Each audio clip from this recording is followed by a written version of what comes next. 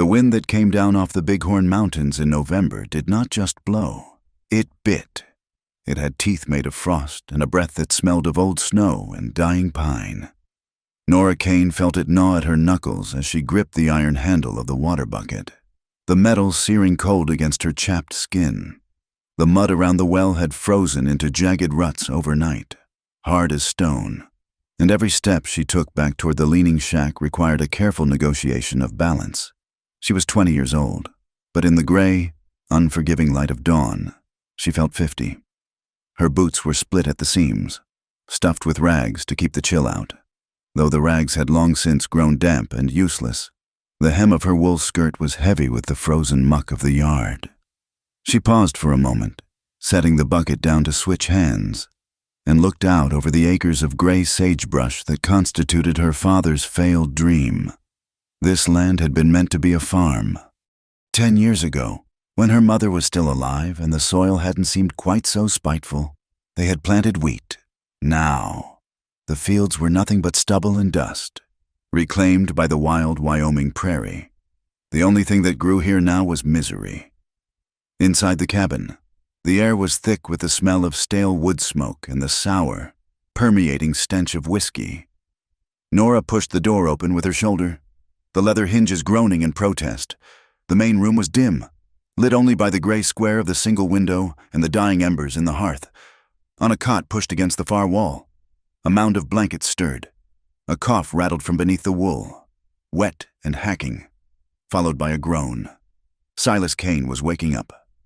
Nora moved quietly, pouring the water into the kettle and hanging it over the coals.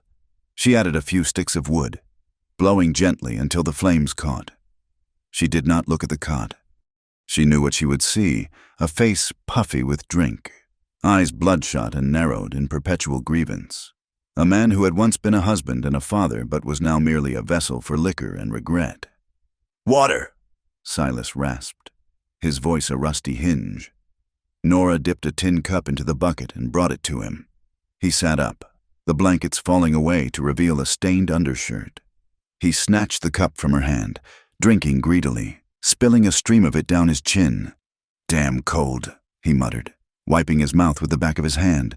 He glared at her, as if the temperature of the air was her doing. "You let the fire die down too low last night. Woke up shivering. We have to save the wood." "Pa," Nora said, her voice low. "Until you can chop more," Silas scoffed, swinging his legs over the edge of the cot. "Don't you tell me what I have to do. If you were a boy, you'd have that wood pile stacked high by now. Useless, just like your mother, weak and frail." Nora turned back to the stove, her jaw tightening. It was an old refrain, since her mother had passed 6 years ago, taken by a fever that burned through the valley. Silas had found a way to blame Nora for everything: the weather, the failed crops, the lack of money, the hollowness in his own chest. She was his burden, his bad luck charm. She sliced a piece of hard bread and set it on the table for him. "I need to go check the mule. His leg is still bad." "That mule is glue," Silas grumbled, reaching for the bread. "Should trade him in. He is all we have to pull the plow come spring," Nora said. "Spring?" Silas laughed, a harsh, barking sound. "We won't make it to spring if my luck doesn't turn." Nora slipped back out into the cold, grateful for the biting wind, if only because it blew the smell of him off her clothes. She made her way to the barn, a structure that leaned precariously to the left, its roof patched with sod and desperation. Inside, the air was warmer, smelling of dry hay and animal heat. The mule, a gaunt creature named Buster, watched her with sorrowful dark eyes. Nora stroked his velvet nose, resting her forehead against his neck. "I know," she whispered. "I am hungry too." She fed him a small measure of oats, carefully counting the handfuls.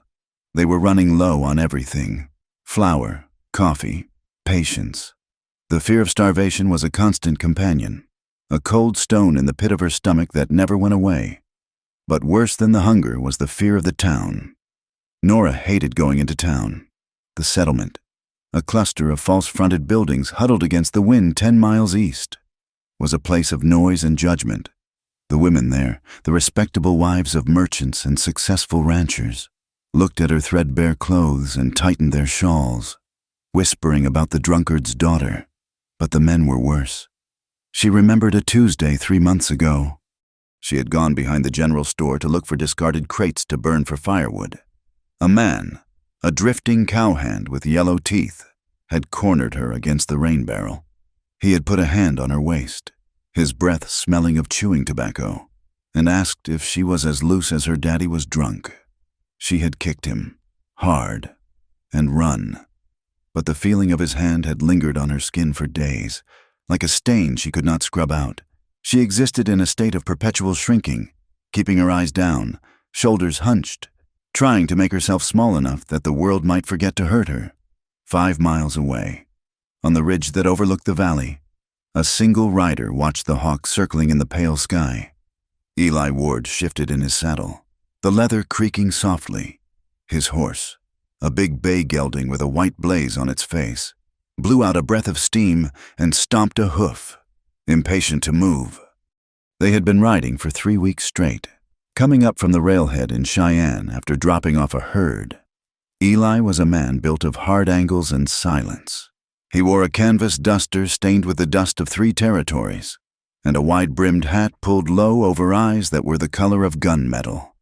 A jagged white scar ran from his left temple down across his cheek, disappearing into the rough stubble of his beard, a souvenir from a Confederate saber at a place called Chickamauga.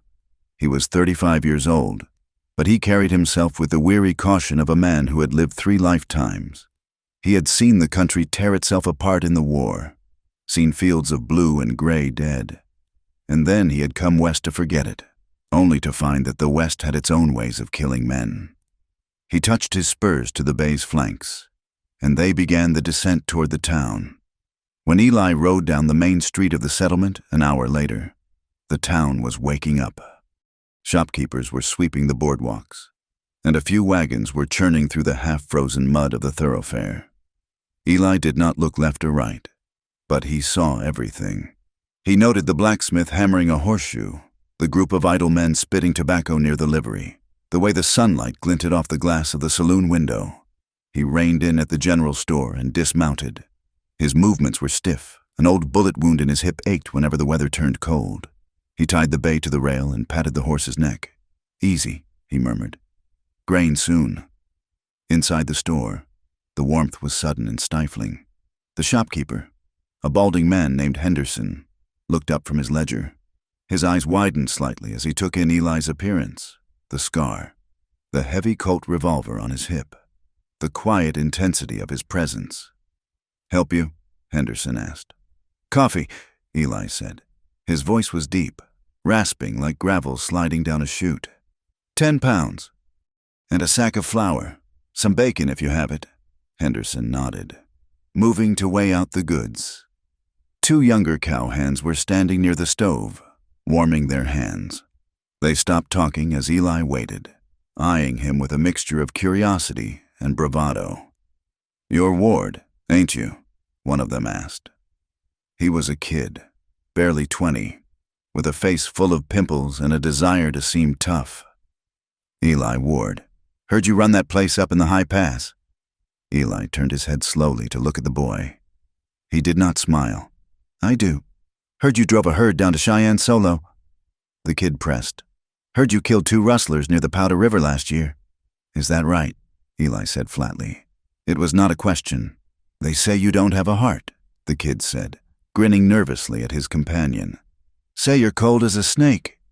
Eli looked at the boy for a long moment, until the kid's grin faltered and he looked away, shuffling his feet. "That comes in handy in the winter," Eli said. He paid Henderson in gold coin, hefted the sacks over his shoulder, and walked out. He could feel their eyes on his back. He didn't care. He had learned long ago that what people thought of him mattered far less than whether his fences held and his cattle survived the snow. He was alone, and he liked it that way. Solitude was safe. Solitude didn't ask questions, and it didn't die in your arms. The sun was beginning to dip toward the western peaks when Silas Kane stumbled back into the cabin. He had spent the day mending tools in the shed, which mostly involved nursing a jug of moonshine he hid behind the grain bin. "Get your coat," he ordered Nora. Nora looked up from the shirt she was mending. "Why? It will be dark soon." "We are going to town," Silas said, his voice carrying that dangerous edge that meant he would not be argued with. He wiped his hands on his trousers, his movements jerky and agitated. "We need flour and salt. We have flour. Pa, I made bread this morning." "Don't you lie to me," Silas shouted, slamming his hand against the door frame. Dust drifted down from the ceiling. "I said we need supplies. You can carry them. My back is aching something fierce. Now get your cloak." Nora stood up slowly, her heart sinking. She knew this mood. It wasn't about flour. It was about the itch in his palms, the desperate need to be where the lights were bright and the whiskey flowed. He wanted to gamble, and he needed her there to guilt the shopkeepers into giving them credit, or perhaps just to have someone to carry him home when he could no longer walk. "Pa, we have no money for games," she said softly. "I feel lucky tonight." "Nora," Silas said, his eyes shining with a feverish, manic light. "I had a dream, a flush, king high. Everything is going to change tonight. I can feel it." He grabbed her arm, his grip bruising. "Come on." The ride into town in their battered buckboard wagon was silent. The wind howled around them, and Nora pulled her thin wool cloak tighter, shivering. She watched the back of the mule's head, praying that the animal wouldn't collapse, praying that her father would pass out before they reached the saloon. But he didn't. When they arrived, the town was already sliding into the debauchery of the evening. Piano music clattered out into the street, discordant and loud. Silas tied the mule to the rail in front of the Painted Lady Saloon, ignoring the general store entirely. "Pa, the store is closed," Nora said, though she knew it didn't matter. "Inside," Silas commanded. "I can't go in there. It isn't proper." "You will do as you are told," he hissed, grabbing her shoulder and shoving her toward the swinging doors. "You think you are too good for this? You think you are a princess? You are a dirt farmer's daughter, and you will wait where I tell you." He pushed her through the doors. The heat hit her first, a wall of body warmth, tobacco smoke, and the sharp tang of spilled beer and sawdust. The noise was deafening. Men shouted, laughed, and cursed. Glass clinked against glass. Nora stumbled, catching herself against the doorframe. Every head in the room seemed to turn toward her. A woman in a saloon was either a working girl or a scandal. Nora, with her pale face, high collar, and terrified eyes, was clearly neither, which made her an oddity. She retreated to the wall, pressing her back against the rough wood, clutching her shawl beneath her chin. She tried to make herself invisible. Silas did not look back at her. He made straight for a table near the back, where a game was already in progress. "Deal me in," Silas announced, sliding onto a chair. The men at the table looked him over. There were 4 of them, 2 cowhands, dusty and tired. The saloon owner, a man named Dolan with a slicked-back mustache and eyes like beads of oil, and a rancher named Vance. Nora's breath hitched when she saw Vance. He was a massive man, his neck thick as a bull's, wearing a coat made of buffalo hide. He owned the largest spread in the valley, and his reputation was blacker than pitch. They said he beat his horses. They said he had whipped a hired man half to death for losing a calf. He had a face that looked like it had been carved out of granite and left to weather, and his eyes were small, hard, and cruel. "Silas," Dolan said, leaning back and chewing on a toothpick. "You got coin, or are you looking to put up more of that rocky dirt you call a farm?" "I have money," Silas lied, digging into his pocket and producing a handful of crumpled bills and silver coins, the last of their savings for winter seed. Nora wanted to scream. She wanted to run to the table and snatch the money away. That was their food. That was their survival. But she stayed frozen against the wall, knowing that if she spoke, Silas would strike her right here in front of everyone. The game began. Eli Ward was sitting at a small table in the corner, nursing a glass of whiskey he hadn't touched. He had been watching the room with half-lidded eyes, listening to the rhythm of the place, When the girl had been shoved through the door, he had stiffened. He saw the fear rolling off her in waves. He saw the way she tried to melt into the wood of the wall. He recognized the father, too, Cain, a man who was drowning and trying to pull everyone else down with him. Eli watched as the cards were dealt. He saw the way Cain's hands shook when he picked up his hand. He saw the desperation in the man's sweat-sheened forehead. Silas won the first hand, a small pot. He laughed loudly, sweeping the coins toward him. "Told you, luck is turning!" "Don't spend it yet. Cain," Vance rumbled, his voice a deep bass that vibrated through the floorboards. Silas lost the next hand, then the next. The pile of coins in front of him dwindled. The desperation returned, sharper this time. He began to bet recklessly, trying to win back his losses in single, stupid, heavy-handed strikes. "Hit me," Silas snarled. "Again." Nora watched, tears stinging her eyes. The smoke was making her throat burn. She watched the money disappear. $5, $10, $15. "Pa, please," she whispered, though he couldn't hear her across the room. An hour passed. Silas was down to nothing. He stared at the empty table in front of him, his mouth opening and closing like a fish on a bank. "Well," Dolan said, gathering the deck, "looks like you're tapped. Silas, go home." "No!" Silas slammed his fist on the table. The room went quiet for a second. "No, I am not done. I have the deed. The deed to the homestead." "That scrap of rock?" Vance laughed, a sound like stones grinding together. "I wouldn't graze my goats on that land. Cain, it's worthless. Just like you." Silas's face turned a mottled purple. The humiliation was eating him alive. He looked around the room, his eyes wild, searching for something of value, something to wager. His eyes landed on Nora. Nora felt the look like a physical blow. She shook her head, a tiny, frantic motion. "No, please, God, no." Silas turned back to the table. He licked his dry lips. He let out a short, bitter laugh that sounded like a sob. "I have collateral," Silas said, his voice shaking.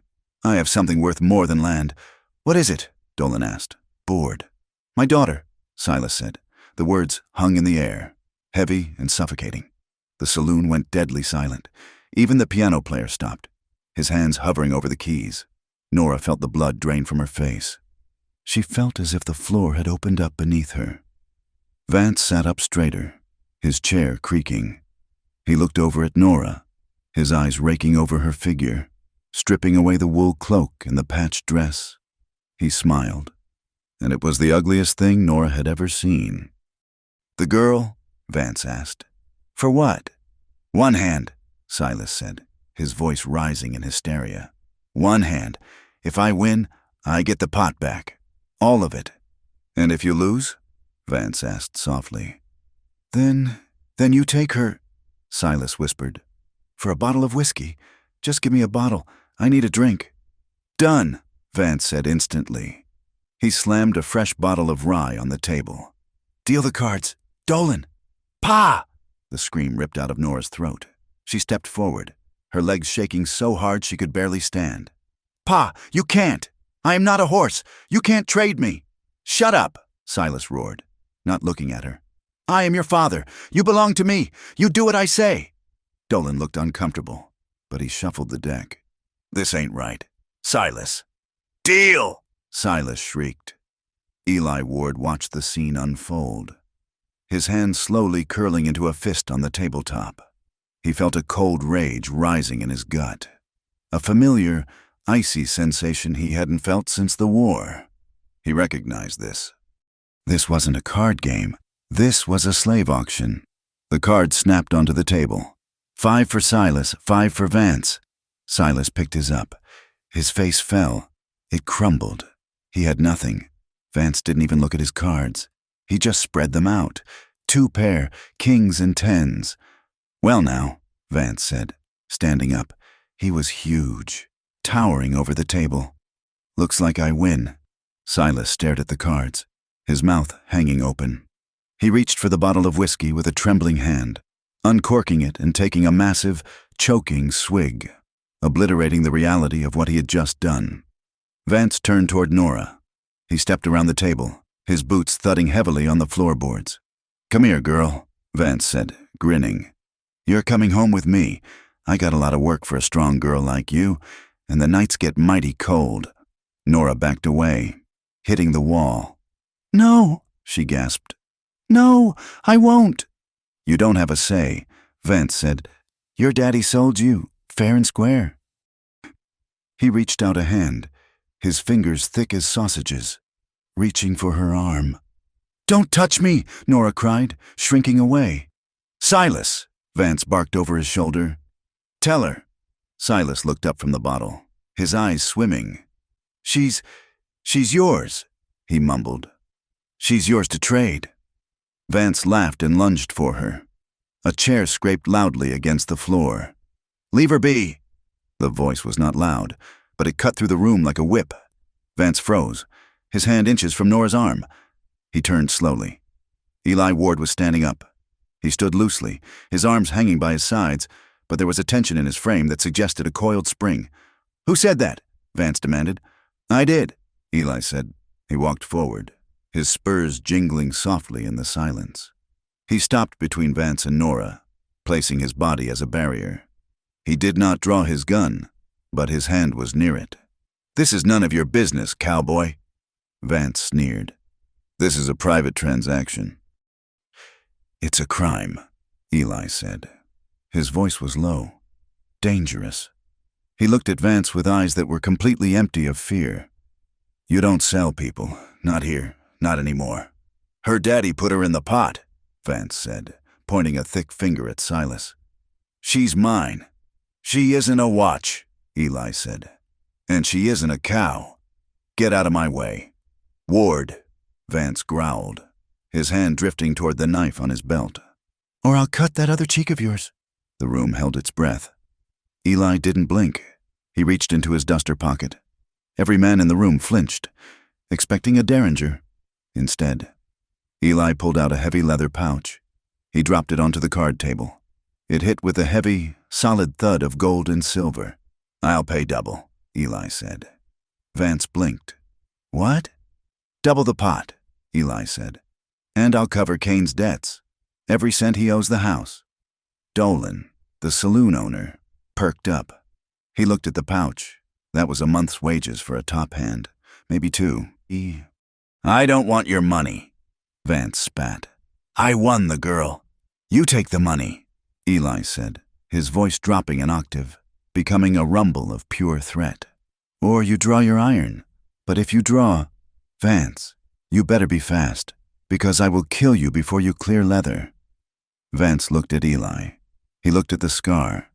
He looked at the eyes that had seen death 1,000 times and didn't blink at the prospect of one more. Vance was a bully, and like all bullies, he was a coward when faced with a man who wasn't afraid of him. Vance hesitated. Then he swore, spitting on the floor. "Fine," Vance growled. "Keep the little waif. She's skin and bones anyway. Probably worthless." Vance turned and stormed out of the saloon, shoving the doors open so hard they bounced off the wall. Dolan reached out and grabbed the money pouch. He weighed it in his hand, grinning. "Money makes the rules. Boys, drinks on the house." The tension broke. The piano started up again. Men turned back to their drinks, laughing nervously. Nora stood against the wall, trembling violently. She felt sick. She felt hollowed out. She looked at Eli Ward. He wasn't looking at the crowd. He was looking at her. His expression was unreadable, but his eyes were soft. He looked. "Sorry. You bought me," she whispered, her voice cracking. "You just bought me." Eli winced slightly. "I paid a debt," he said quietly. "There is a difference." He turned to Silas, who was still clutching the whiskey bottle. Eli leaned down, putting his face close to the drunken man's. "This is the last drink you will ever buy with her life." Eli said, "She is leaving. If you ever come near her again, if you ever try to sell her again, I will come back, and I won't be bringing money." Silas shrank back, mumbling a curse, but he didn't look up. Eli turned back to Nora. "Get your things," he said gently. "Where?" Nora asked, tears finally spilling over. hot and fast down her frozen cheeks. "Where can I go?" "With me," Eli said. "My horse is outside." Nora looked at her father, slumped over the table, loving the bottle more than he had ever loved her. Then she looked at the door where Vance had gone. Then she looked at Eli. He was a stranger. He was dangerous. He had just paid a fortune for her. But he had stood between her and the monster. She nodded, a jerky, broken movement. They walked out into the night. The wind was howling now, stripping the heat from the earth. It was bitter cold. Eli untied his horse. He mounted up, then reached a hand down to her. "Come on," he said. "It's a long ride." Nora took his hand. It was rough, calloused, and warm. He pulled her up behind him. She wrapped her arms around his waist, burying her face in the heavy canvas of his duster to hide from the wind and the shame. She was the girl who had been sold twice in one night. Eli spurred the horse, and they rode out of the town, leaving the lights of the saloon behind, heading into the vast, consuming darkness of the prairie and the mountains beyond.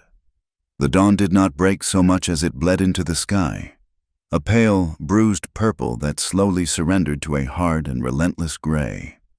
The vastness of the Wyoming territory stretched out before them, a landscape of scrub brush and frozen earth that seemed to go on forever, broken only by the jagged teeth of the distant mountains that tore at the belly of the clouds.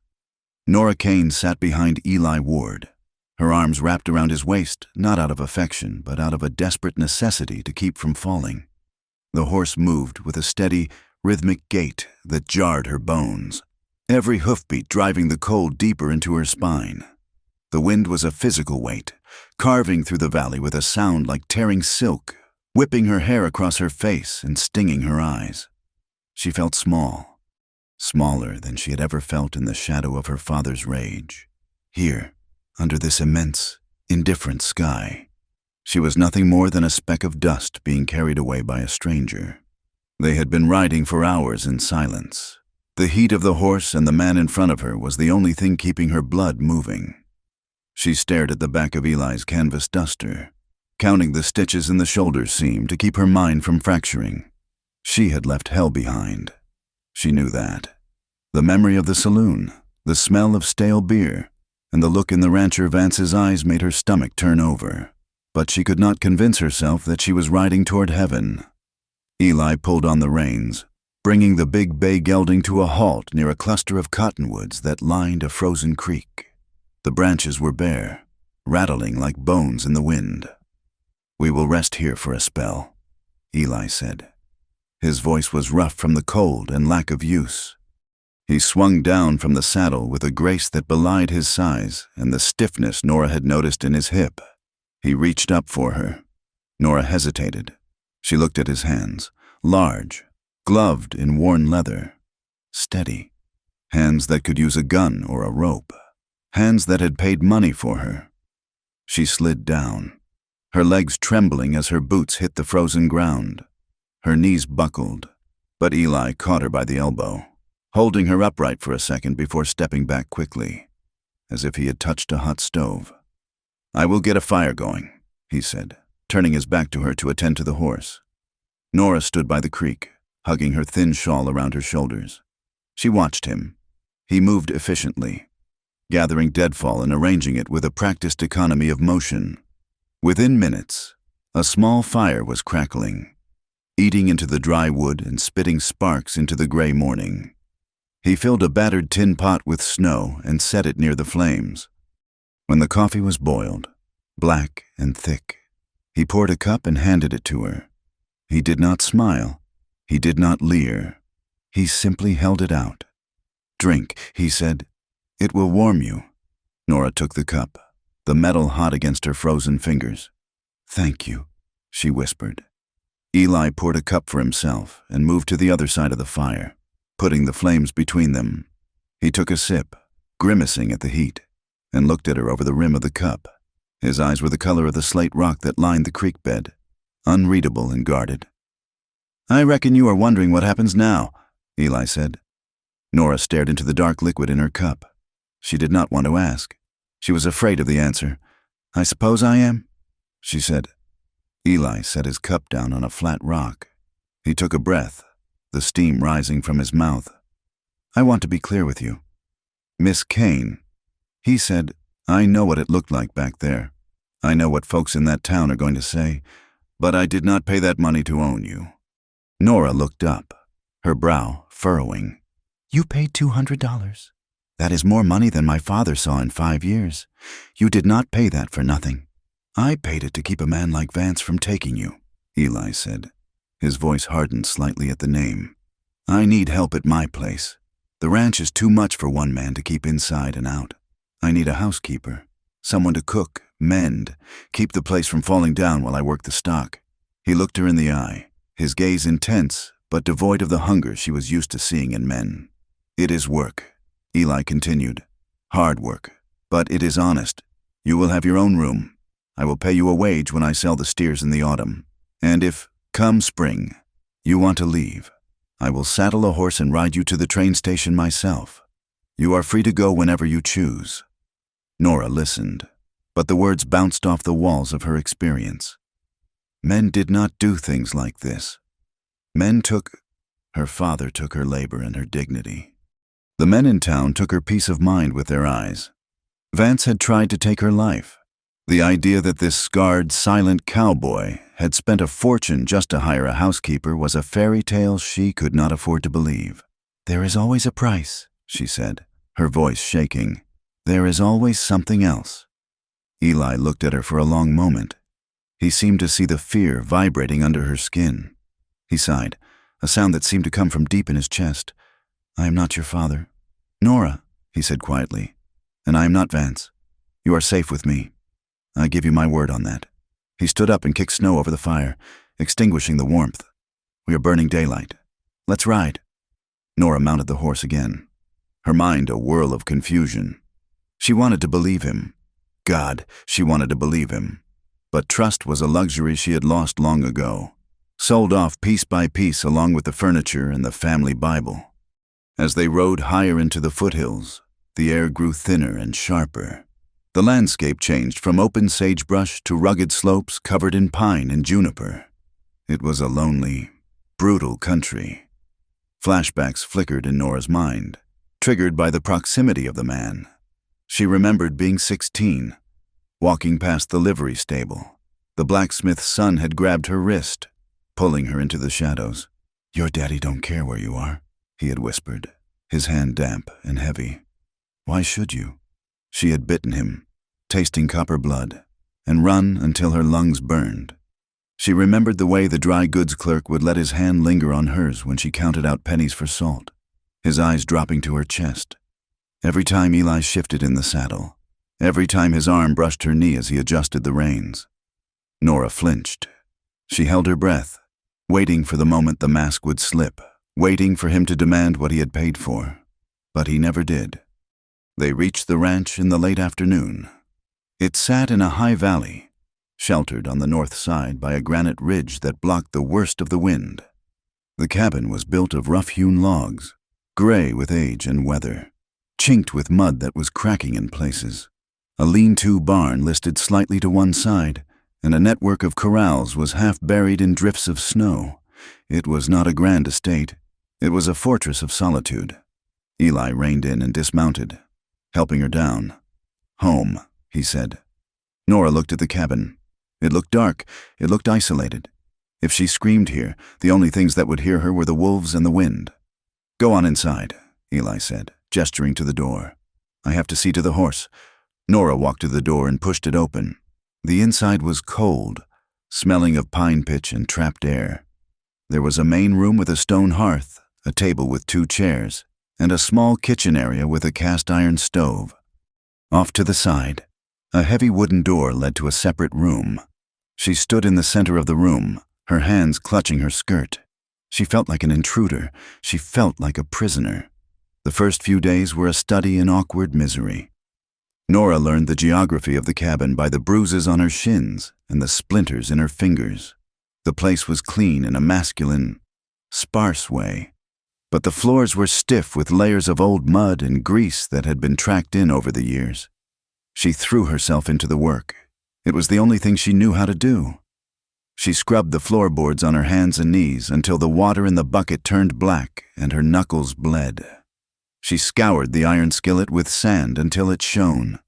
She took stock of the pantry, sacks of flour, beans, coffee, dried venison, and a few jars of preserved peaches that must have been years old.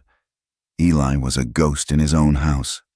He was up before the sun, drinking a cup of coffee, standing up before disappearing out the door into the gray dawn.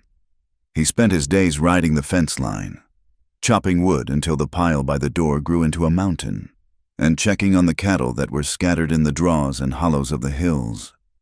He would return after dark, smelling of cold air and horse sweat. He would eat the stew or beans she prepared in silence, nodding his thanks but rarely speaking. The nights were the hardest. The first night, Nora had stood by the fire, twisting her apron, terrified to ask where she should sleep. Eli had simply pointed to the heavy door. "That is your room," he had said. "There is a latch on the inside. Use it if it makes you sleep better." He had taken a blanket and a buffalo robe and made a pallet for himself in the corner of the main room, near the hearth.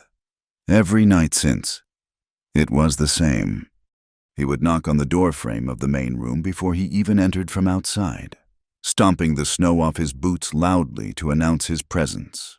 When she was in her nightgown, slipping from her room to add wood to the stove, he would turn his head away, staring resolutely at the wall or down at his boots. It confused her. It made no sense. She was waiting for the transaction to complete, and he was acting like a monk. A week after their arrival, the flour sack ran empty. "We need supplies," Eli announced one morning, scraping the last of the eggs from his plate. "We will take the wagon into town." Nora froze. "Not town, not back there. Do I have to go?" she asked, her voice small. Eli looked at her. "You need things, don't you? Fabric, soap, things a woman needs that I don't know about. Besides, it is too cold to leave you here alone without enough wood chopped for the stove inside." The ride to town was excruciating. Nora sat on the wagon seat, wrapped in a heavy wool blanket Eli had given her, staring at her knees. As they rolled down the main street, she felt the eyes of the town like physical touches. Women stopped on the boardwalk, leaning their heads together, their whispers loud enough to carry on the wind. Men emerging from the saloon smirked, nudging each other with their elbows. "Look at that," a man said as they passed the livery. "Old Silas's girl. Looks like she cleaned up all right when they walked into the general store." The silence that fell was sudden and heavy. Mrs. Gable, the banker's wife, pulled her skirts aside as Nora passed, as if Nora were carrying a contagion. Henderson, the shopkeeper, put his hands on the counter and grinned. It was not a friendly smile. "Well, look who it is," Henderson said. "The whiskey girl. And her new owner." Nora felt the blood drain from her face. She gripped the edge of the counter, wishing she could dissolve into the floorboards. The name hung in the air, Whiskey Girl. It stripped her of her name, her history, her humanity. It reduced her to the currency for which she had been traded. Eli stopped. He was standing by the barrel of nails, holding a list. He turned slowly. The air in the store seemed to drop 10 degrees. "What did you call her?" Eli asked. His voice was soft, barely a murmur, but it carried to every corner of the room. Henderson's smile faltered. "Just a joke, Ward. No offense meant." Eli walked to the counter. He moved with that deceptive, fluid slowness. He placed his hands flat on the wood, leaning in until his face was inches from Henderson's. "Her name is Miss Kane," Eli said. "And if I hear you, or anyone else in this shop, call her anything other than that, I will take it as a personal insult. And I have a very poor temper when I am insulted." Henderson swallowed audibly, his Adam's apple bobbing. "Understood, Mr. Ward. Just a misunderstanding." Eli held his gaze for another long second, then straightened up. "Get the flour," he said to Henderson. "And the rest of the list?" He turned to the man who had snickered near the door. The man suddenly found the floor very interesting. When they left the store, the whispers followed them. But they were different now. They were fearful, speculative. "Did you see his eyes? He is guarding her like a wolf, Must be keeping her all to himself. The ride back to the ranch was silent, but the air between them was crackling with tension. Nora sat rigid, her hands clenched in her lap. The humiliation burned in her chest, hot and suffocating. But mixed with the shame was a confusing, sharp anger. "Why did you do that?" she finally snapped, the words tearing out of her. Eli looked over, surprised by her tone. "Do what? Make a scene," she said. "You made it worse. Now they think you are just jealous. They think I am your property that you are guarding." "I was defending your name," Eli said, his brow furrowing. "I don't have a name," Nora cried, turning to face him, her eyes blazing with tears she refused to shed. "Not anymore. My father sold my name for a bottle of rye. You can't buy it back by threatening people."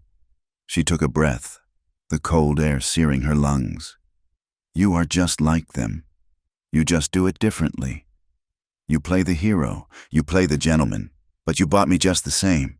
You are just waiting. You want a wife or a warm body in your bed because you are lonely up on that mountain? Admit it."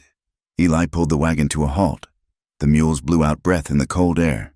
He turned to her, and for the first time, Nora saw a crack in his stone facade. He looked hurt, genuine. Stinging hurt flashed across his eyes before he shut it down. "You are right about one thing," Eli said quietly. "I am lonely. It is a hard life to live alone. I did want someone to share the place with. To see a light in the window when I come home?" Nora opened her mouth, but he held up a hand. "But I want a partner." "Nora, not a possession. I have seen enough of men taking what isn't theirs in the war. I have seen enough of slavery. I would rather die alone in this snow than force a woman to be with me because she has no other choice." He picked up the reins again, staring out at the gray horizon. "I will never force you. Not ever. If you are in my bed, it will be because you walked there yourself. And until then, or if that never happens, you are safe." He clicked his tongue at the mules, and the wagon lurched forward. Nora sat stunned, the wind tearing at her tears, silencing her arguments. That night, the windstorm came down from the peaks with a vengeance. It slammed into the cabin, shaking the logs and making the roof groan. The wind howled down the chimney, scattering sparks from the hearth. Nora lay in her bed, wrapped in 3 quilts, listening to the violence of the world outside. She could hear the coyotes yipping and howling in the distance, a chorus of ghosts in the storm. She thought of her father's shack, how the wind used to whistle through the cracks in the walls. She thought of the nights she had lain awake listening for the sound of his stumbling footsteps, the crash of a bottle, the inevitable shouting. Here, there was only the storm. Inside the cabin, it was quiet. She heard the soft creak of the floorboards in the main room as Eli got up to check the stove. She heard the metallic clink of the stove door, the rustle of wood being added, then silence again. He was out there, keeping the fire going, keeping the cold away, for the first time in years. Nora closed her eyes and slept without one ear cocked for the sound of danger. The weeks that followed fell into a rhythm, a slow and steady drumbeat of survival. The winter deepened, burying the ranch in 3 feet of snow. The world shrank down to the 4 walls of the cabin and the path to the barn. They learned to dance around each other.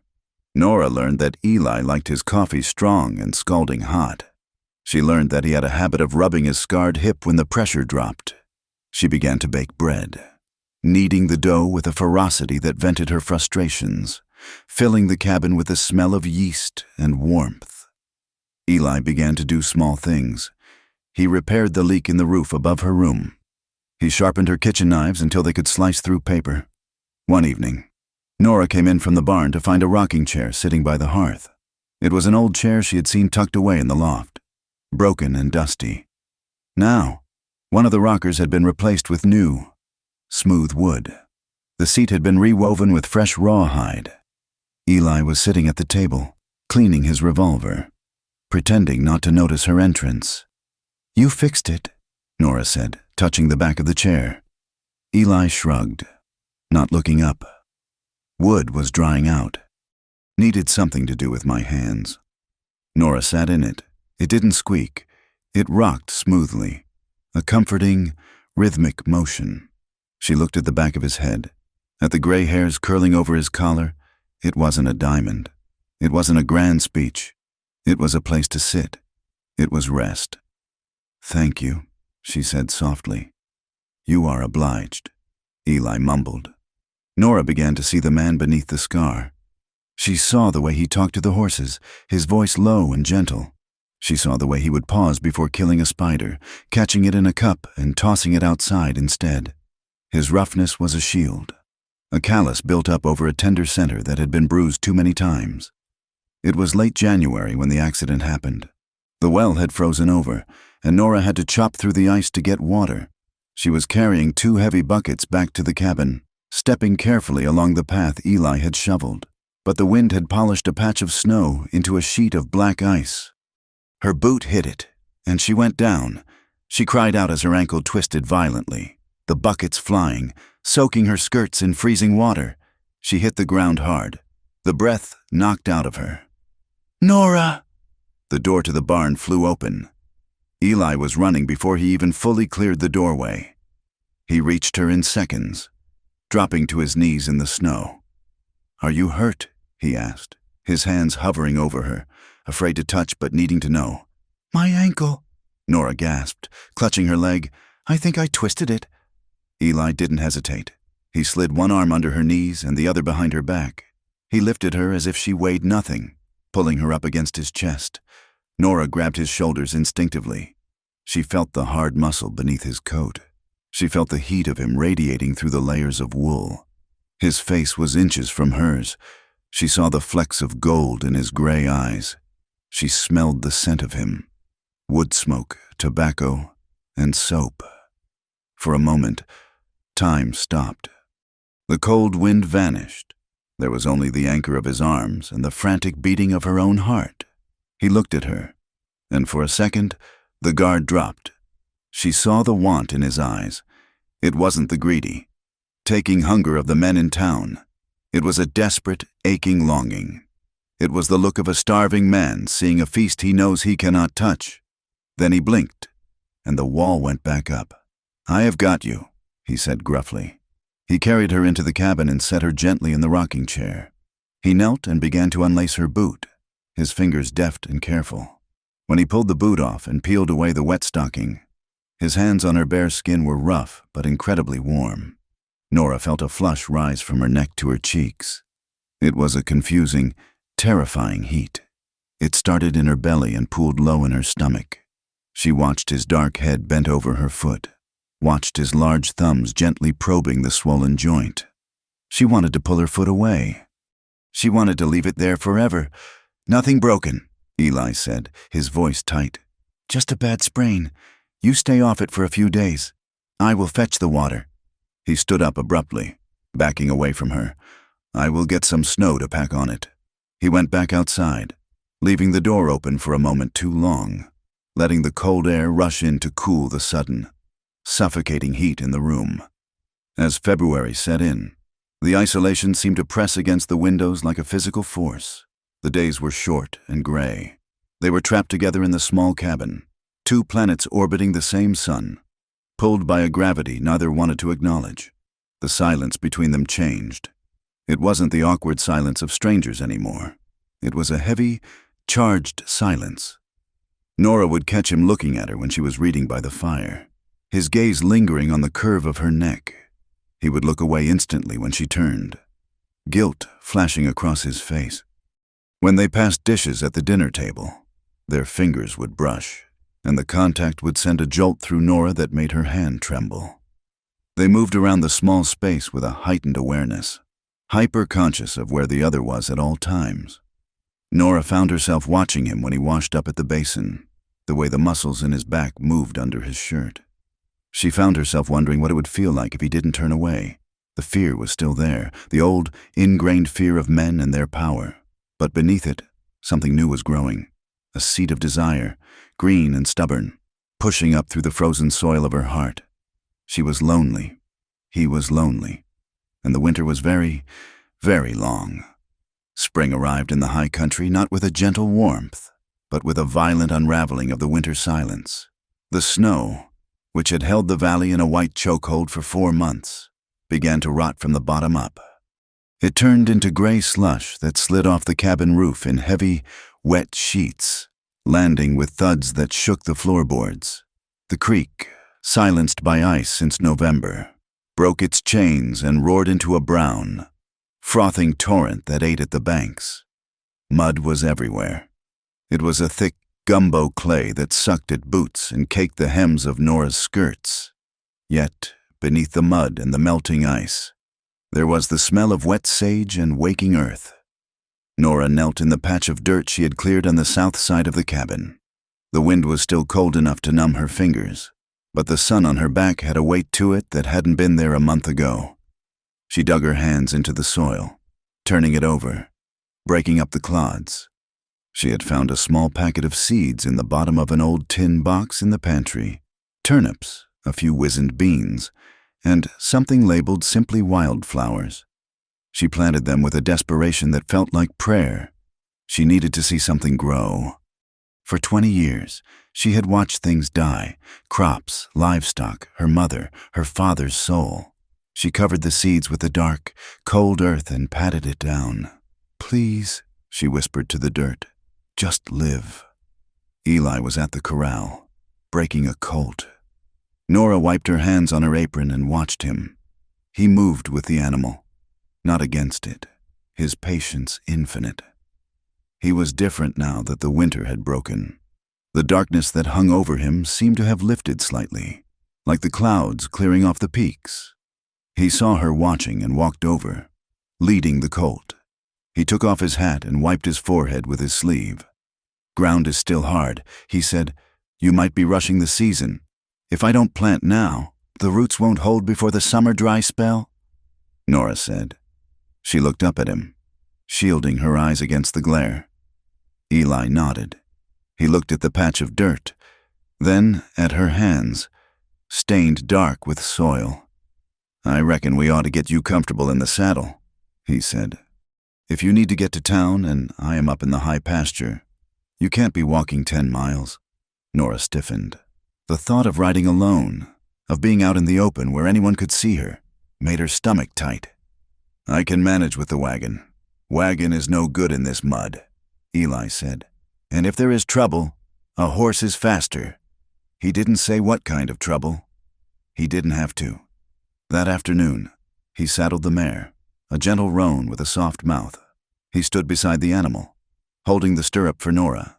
She placed her foot in the iron and swung up, her skirts bunching around her legs.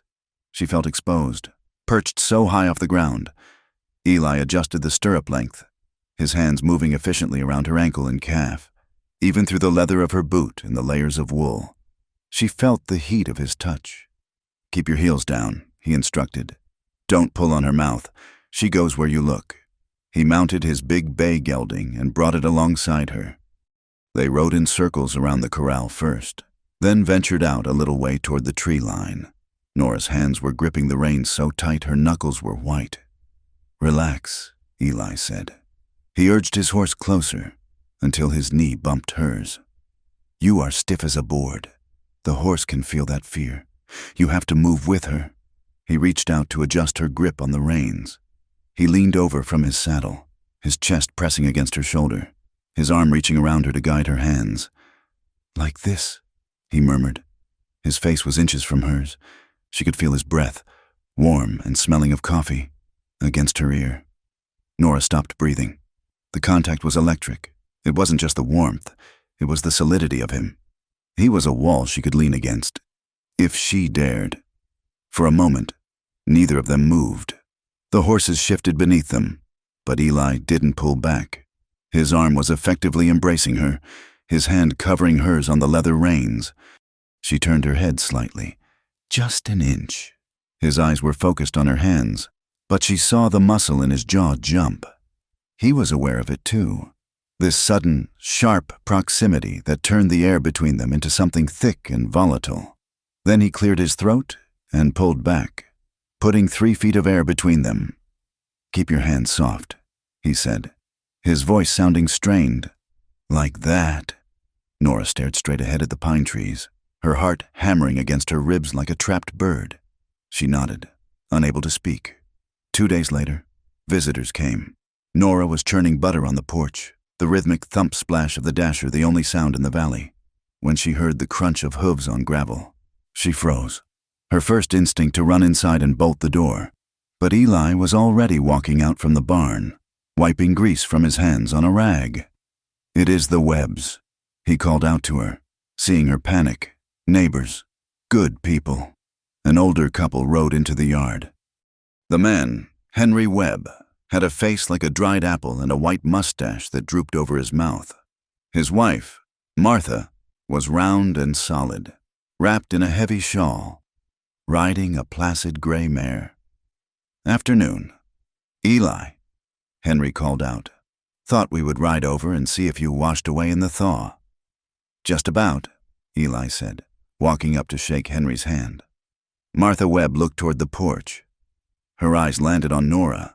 There was curiosity there, sharp and bright, but not the cruel judgment Nora had seen in town. "And this must be the young woman we have been hearing about," Martha said. Eli turned. "Yes, this is Miss Kane. Nora, this is Henry and Martha Webb. They run the spread 2 valleys over." Nora wiped her hands on her apron and stepped down from the porch. She bobbed her head, unable to meet their eyes. "Good afternoon." Martha slid down from her horse with a groan of effort. "Lord, my bones are too old for this damp." "I don't suppose you have a pot of coffee on the stove." "Dear, I do," Nora said, surprised by the easy familiarity. "Please, come in." The next hour was a strange, surreal experience for Nora. She served coffee and biscuits, slightly burnt on the bottom, though Martha politely ignored it at the small table.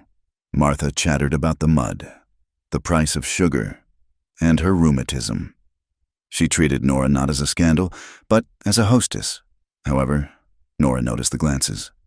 Martha's eyes darted around the cabin, noting the swept floor, the mended curtains, the fresh bread cooling on the sideboard. "It is good to see this place lived in again," Martha said gently, blowing on her coffee. "A man lives alone too long. He starts to go feral. A home changes a man, gives him a reason to shave. At least," Nora blushed furiously, staring into her cup. "I am just working here. Mrs. Webb. I am the housekeeper." Martha smiled, a knowing, kind expression that made Nora flush deeper. "Of course, dear, of course." Outside, the men were walking by the corral. Nora rose to refill the coffee pot and moved toward the window. The glass was thin, and the wind was blowing toward the house, carrying their voices. "Talk in town is ugly. Eli," Henry was saying. His voice was low, serious. "Vance is telling people you stole her. Says he won her fair and square and you bullied him out of his prize. He didn't win anything." Eli's voice cut in, sharp as a knife blade. "It was a hand of poker. Henry, her father put her on the table like she was a pocket watch." I know," Henry said soothingly. "But folks are saying it is unnatural. You buying a girl, living up here with her, they are saying she is a kept woman." "Let them talk," Eli said. "I don't care about their talk. You might care if the law comes riding up here," Henry warned. "But tell me true. Son, why did you do it? $200 is a lot of steer money." There was a silence. Nora pressed herself against the wall, her breath caught in her throat. She waited for him to say he was lonely. She waited for him to say she was pretty. "I couldn't watch it." "Henry," Eli said finally. His voice sounded exhausted. She looked like a terrified animal in a trap. And those men, they were looking at her like she was meat. I've seen enough of that. I've seen what happens when men think they can own a human being. I couldn't let her be traded like a mule to a man like Vance. I just couldn't. There was no pride in his voice, no possessiveness, only a deep, vibrating anger at the injustice of the world and a heavy shame that he had to buy a woman to save her. Nora let out a breath she didn't know she had been holding. He hadn't done it for himself. He had done it entirely for her. The knot of fear that lived in the center of her chest, the one that whispered he was just waiting to collect his due, loosened ever so slightly. That evening, after the Webbs had left, the cabin felt different. The visit had broken the seal of their isolation. They sat by the fire, the embers glowing orange. Nora was mending one of Eli's shirts, the needle flashing in the firelight. "They are nice people," Nora said softly. "They are." Eli agreed. He was whittling a piece of pine, the shavings curling onto the hearth. "They don't hold with gossip much." Nora hesitated, then spoke into the silence. "My mother was like Mrs. Webb, kind. She used to sing when she cooked." Eli stopped whittling. He looked at her. It was the first time she had offered a piece of her past voluntarily. "She died when I was 14, Nora continued, her voice steady but quiet. "Childbirth. The baby died too, a boy. After that, Pa changed. The whiskey was always there, but it got worse. He stopped farming. He stopped caring if we ate. He just soured, like milk left in the sun." Eli watched her, his eyes dark with understanding. "Grief does that to some men. It eats the good parts of them and leaves only the bitter rind. It wasn't just grief," Nora said, stabbing the needle into the cloth. "It was me. I look like her. Every time he looked at me, he hated me for being alive when she wasn't." She looked up, meeting his gaze. "One night, 2 years ago, he brought a friend home, a drifter. They were drinking. I was in the kitchen. The man, he came in. He cornered me against the stove. He put his hands on me." Nora shuddered, the memory visceral and cold. "I screamed for Pa. I screamed his name. He was in the next room. The door was open. He looked at us. He saw the man tearing at my dress, and he turned his head. He took a drink and looked at the wall. He pretended not to hear. The silence in the cabin was absolute. The only sound was the snapping of the fire. Eli's hand was gripping the knife so hard his knuckles were white. "I hit the man with a skillet," Nora whispered. "I broke his nose. He ran off." But I never slept soundly in that house again. I knew then that I was not a daughter to him. I was just a thing he hadn't figured out how to sell yet. Eli set the knife in the wood down. He leaned forward, his elbows on his knees. "I am sorry, Nora," he said. His voice was a rumble of pain. "No one should have to live like that. I thought all men were like that," she said. "Or like Vance. They aren't," Eli said, "but too many are." He looked into the fire, his expression haunted. "I was in Georgia during the war. Toward the end, we came into a town that the Union boys had just left. Or maybe it was our boys who had just left. It is hard to remember which side did what after a while. It was all burning." He rubbed the scar on his face absent-mindedly. "I saw things. Men who had been decent farmers, shopkeepers. War turned them into animals. They took what they wanted: gold, food, women. They treated the women in those towns as spoils of war, prizes to be passed around." He looked at her, and his eyes were old, ancient. "I stopped a man from my own company," Eli said softly. "He was dragging a girl into a barn. I put a gun to his head. He laughed at me, said I was soft, said we were conquerors. I didn't shoot him. I should have. But I pistol-whipped him until he couldn't stand." He sighed. "I came west to get away from that, to find a place where the air was clean. I have spent 10 years trying to scrub the memory of that war off my skin, trying to be a different kind of man than the ones I marched with." He looked at Nora. "When I saw you in that saloon, it was the same thing, just a different uniform. I couldn't sit there and watch it happen again."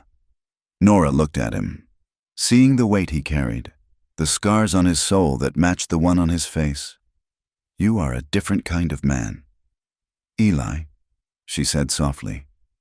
Eli looked away, embarrassed by the praise. "I am just a man. Nora, I have plenty of sins." April brought the storms. They rolled off the Rockies in massive, bruising towers of purple and black, filled with thunder that shook the earth. It was late afternoon when the sky turned the color of a bruise. The wind picked up, screaming through the pines, tearing dead branches free and hurling them against the cabin walls. Rain lashed down, turning instantly to sleet. Eli was pacing by the window. "The wind is bad," he muttered. "If the north fence goes down, the herd will scatter into the canyons. We will lose half of them. A crack of thunder, louder than a cannon shot, rattled the plates on the shelf. Outside, in the distance, the faint, frantic bawling of cattle could be heard over the wind. Damn it, Eli swore. He grabbed his oilskin coat and his hat. "You aren't going out there," Nora cried, standing up. "It is freezing rain. Eli, I have to," he said, jamming his hat down low. "That is our money for next year running off into the dark. Keep the fire up. I will be back." He opened the door, and the wind nearly ripped it from the hinges. Then he was gone, swallowed by the gray deluge. Nora paced the cabin. She stoked the fire until it roared, but the cold seeped through the chinking. Hours passed. Darkness fell, absolute and terrifying. The storm raged on, indifferent to the small lives huddled beneath it. Nora found herself standing by the window, pressing her hand against the cold glass, peering into the blackness. Panic began to rise in her throat. Not fear of him, but fear for him. What if his horse slipped? What if he was thrown? What if he was lying out there in the freezing mud, bleeding, with no one to help him? The thought made her chest ache with a sharpness that surprised her. She realized, with a jolt, that the cabin would not just be empty without him. It would be lifeless. He was the anchor. He was the warmth. It was past midnight when she heard the heavy thud of boots on the porch. The door opened, and Eli stumbled in. He looked like a drowned man. He was soaked to the bone, his duster heavy with water and mud. His hat was gone. Blood was trickling down the side of his face from a cut near his hairline, and he was shivering so violently his teeth chattered. "Eli!" Nora rushed to him. "Got them!" Turned back, he stuttered, his lips blue. "Horse! Spooked! Threw me! In the creek!" He swayed, grabbing the back of the chair to stay upright. "You are freezing," Nora said, her voice high with fear. "We have to get these wet clothes off. You will catch your death." She didn't think about propriety. She didn't think about the lines they had drawn. She grabbed his arm and steered him toward the fire. His fingers were too numb to work the buttons of his duster. "Let me," she commanded. She stripped the heavy coat off him, the weight of it landing with a wet slap on the floor. She undid his vest, then his shirt. He stood there, passive and shaking, letting her care for him. Nora peeled the wet flannel shirt from his shoulders. She drew in a sharp breath. In the flickering firelight, Eli's torso was a map of violence. There was a puckered, round scar on his shoulder, a bullet wound, another on his side, but his back was a road map of raised, white ridges, lash marks, old but deep. The legacy of a prison camp or a cruel commander. She didn't know. Eli turned, catching her staring. He crossed his arms over his chest, trying to hide the ruin of his skin, shivering uncontrollably. "It is ugly," he stammered. "I know, no," Nora whispered. She reached out. Her hand trembled, but she didn't pull back. She touched the scar on his shoulder, her fingers warm against his ice-cold skin.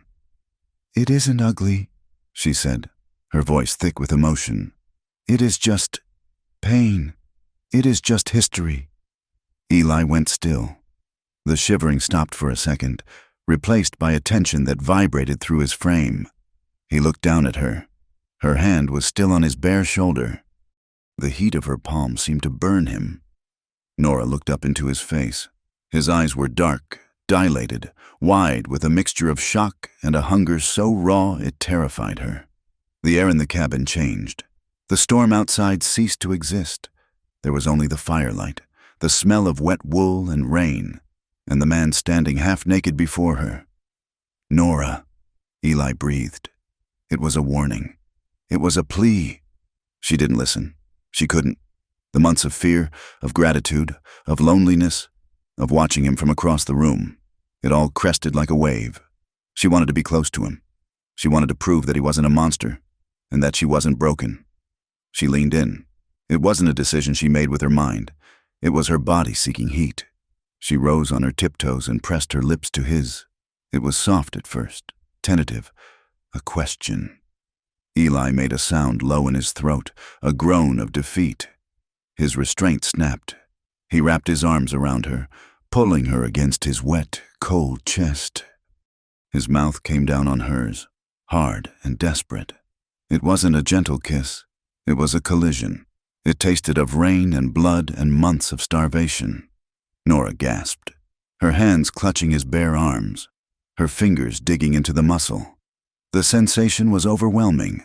The roughness of his beard, the coldness of his skin warming against hers, the sheer power of him.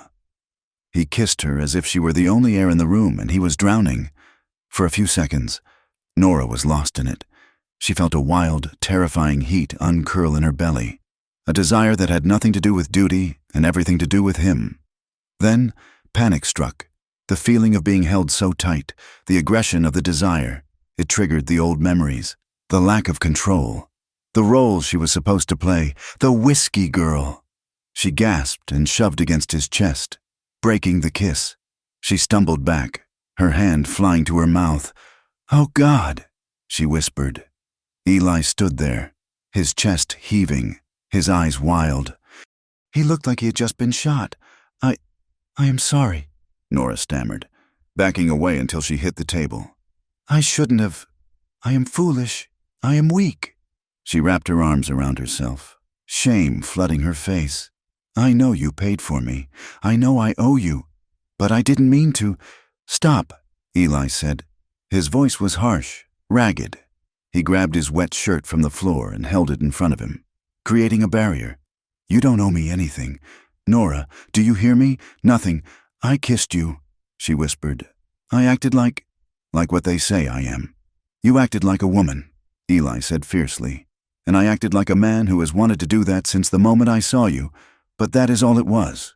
He took a breath, trying to steady his hands. "I will not have you thinking this is payment.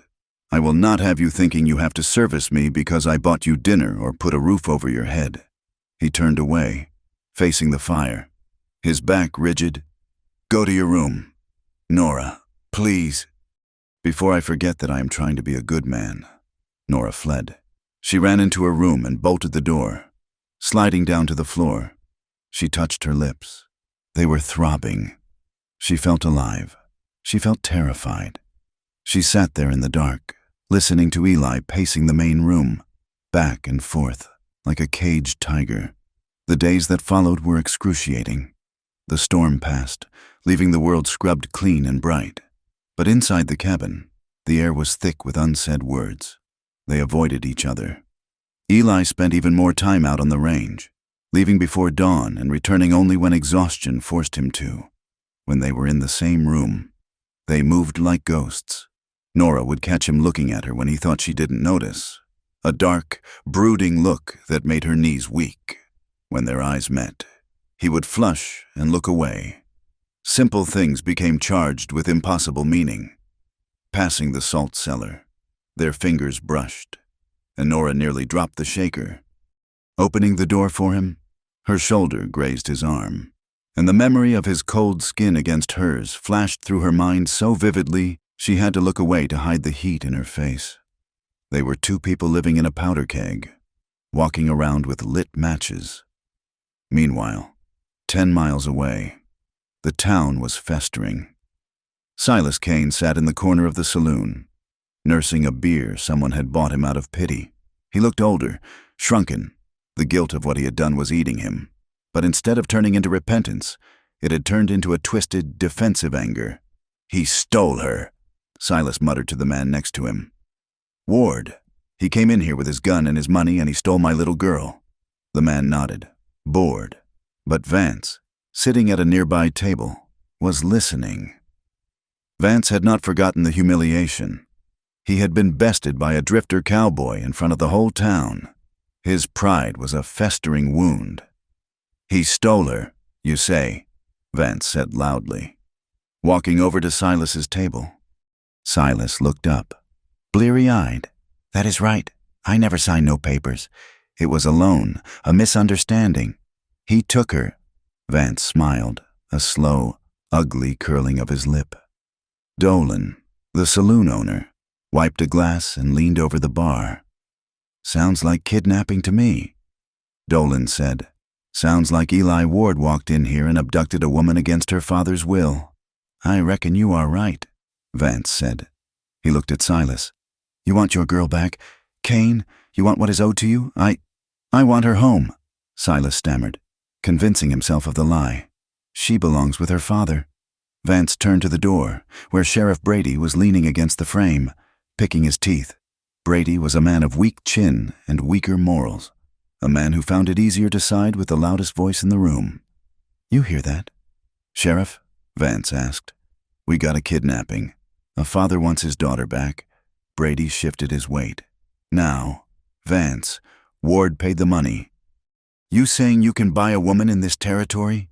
Sheriff, Vance challenged. You saying slavery is legal here? Brady blinked. Well, no, of course not. Then if you can't buy a woman, Vance said, leaning in, then she wasn't sold. And if she wasn't sold, and she ain't here, then she was taken. The logic was twisted, dark, and effective. Vance slammed his hand on the bar. I say we go get her. I say we go up there and set things right, for the sake of the law, and for the sake of a grieving father. The men in the saloon murmured their agreement. It was a good story, better than the truth. In the shadows of the saloon, a plan began to take shape. A plan made of whiskey, lies, and the desire to punish a man who had dared to be better than them. And up in the mountains, amidst the thawing mud and the blooming wildflowers, Nora and Eli had no idea that the storm they had survived was nothing compared to the one that was coming. The peace that had settled over the mountain ranch was fragile, spun from glass, and it shattered on a Tuesday afternoon with the arrival of Martha Webb. She rode into the yard not with her usual leisurely gait, but with her horse at a trot, her bonnet skewed by the wind. Nora was in the garden, thinning the row of early carrots, her hands coated in the cool, damp earth. She stood up, wiping her palms on her apron, a sudden cold prickle of intuition tracing the length of her spine. Eli came out of the barn, holding a hammer. He saw the look on Martha's face and dropped the tool into the dirt. Martha did not dismount. She leaned down from her saddle, her kindly face drawn into lines of worry. You need to listen to me, Eli, she said, her voice low and urgent, glancing over her shoulder at the empty road as if expecting pursuit. Henry would not come. He said it is not our business to interfere with the law.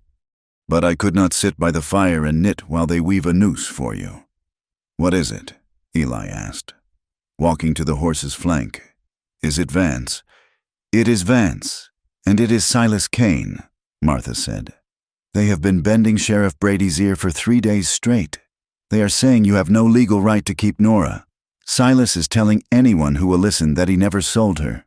He says he loaned her to you for a debt, and now you are refusing to return her. They are using the word kidnapping. Eli. Nora felt the blood drain from her face. The world tilted on its axis. The sunlight, which had felt warm a moment ago, turned thin and gray. Kidnapping, Eli repeated, the word tasting like ash. The whole town saw what happened. The town sees what it wants to see, Martha said sadly. And right now, they see a father crying for his daughter and a wealthy rancher demanding justice. Vance is pushing Brady to issue a warrant. You need to get ahead of this. She turned her horse, looking at Nora with pitying eyes. I'm sorry, child. Men have a way of twisting the truth until it strangles the rest of us. She rode away, leaving a cloud of dust that drifted over the garden, settling on the green shoots Nora had tended so carefully. Eli stood frozen for a moment, staring at the dust.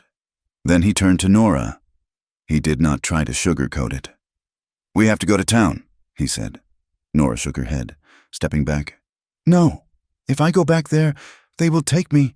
You know they will. If we stay here and the sheriff rides out with a posse, it will be a siege, Eli said, his voice steady but tight. They will burn us out. Our only chance is to walk into that office, stand before the law, and tell the truth before Vance can buy a warrant. Nora wrapped her arms around her waist. The sick dread in her stomach was a physical weight. It was the old feeling, the one she had lived with for 20 years, the knowledge that she was not a person, but a currency. She was a thing to be traded, loaned, stolen, or reclaimed. Her will mattered less than the signature on a deed. "They won't listen," she whispered. "I am just a woman. Eli, to them. I am just livestock that wandered onto the wrong range." Eli crossed the distance between them. He didn't touch her. He respected the line they had drawn, but he stood close enough that she could feel the heat of his anger. "You are a free woman," he said fiercely. "And I will make them hear that. I will not let them drag you back to that shack. I swear it." The ride to town was a funeral procession of two. The sky was a hard, cloudless blue, mocking their mood. Nora rode the roan mare, clutching the saddle horn until her fingers cramped. Every mile that brought them closer to the settlement felt like a tightening of a chain around her throat. When the town came into view, huddled against the wind like a scar on the prairie, Nora wanted to turn the horse and gallop until the beast collapsed. She wanted to disappear into the Badlands, but she looked at Eli's back, rigid and upright, and she forced herself to keep riding. They rode down the main street. The town was quiet, but it was a watchful quiet. Faces appeared in windows. Men stopped sweeping the boardwalk to stare. They passed the saloon, the painted lady, and Nora squeezed her eyes shut, hearing the phantom echo of the piano and the slam of cards on a table.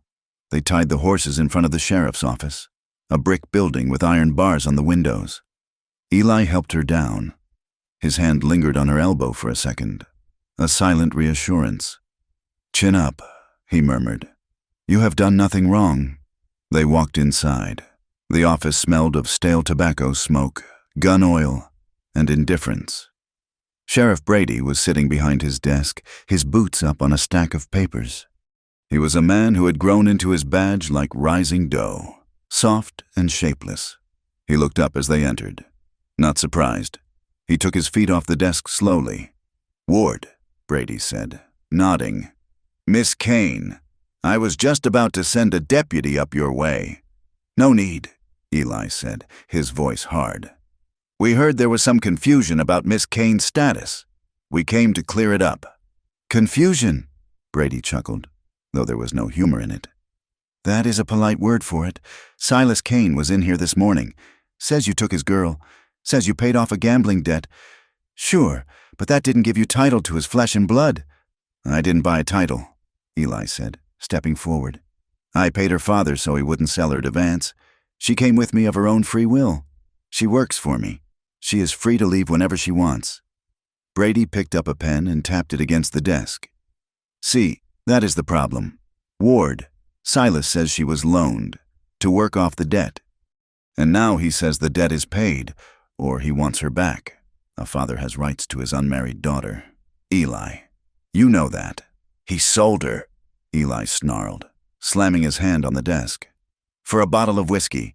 The whole saloon saw it." "I heard about a card game," Brady said, unperturbed.